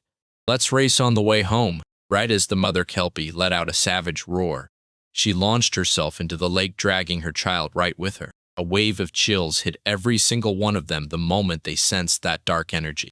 Rowana's gut screams something's off, and she whips around to Milfy only for Milfy to insist she's totally fine. She forged an arrow with magic, yanked the string back, and got ready to fire because anything that comes her way is getting dropped. Black rain slammed down from the clouds like the sky was furious. Kamiya stared in horror as the black things twisted into brand new forms, dark angels, and even a while she heard the truth. The demons Raid faced before weren't just villains. They were magic-wielding monsters, every bit as fearsome as an ancient dragon. No way creatures like that are just roaming around freely out there, and yet, every single one of these magical powers hits as hard as an ancient dragon. No, it might even be stronger. Kamiya couldn't stop thinking. Were they hunting the mother Kelpie and her cub? If that's the case, their moves are way too weird. Like they're not even gearing up to strike the lake. Rowana insisted it wasn't that. Then a nasty, foul stench rolled in from those people. Rowana stepped in front of a trembling Kamiya, realizing they were coming for her. As the dark angels barreled toward them, the countdown hit chapter 17, then we cut the episode. Thanks for watching, guys. Hope you love the manga. Have a good day.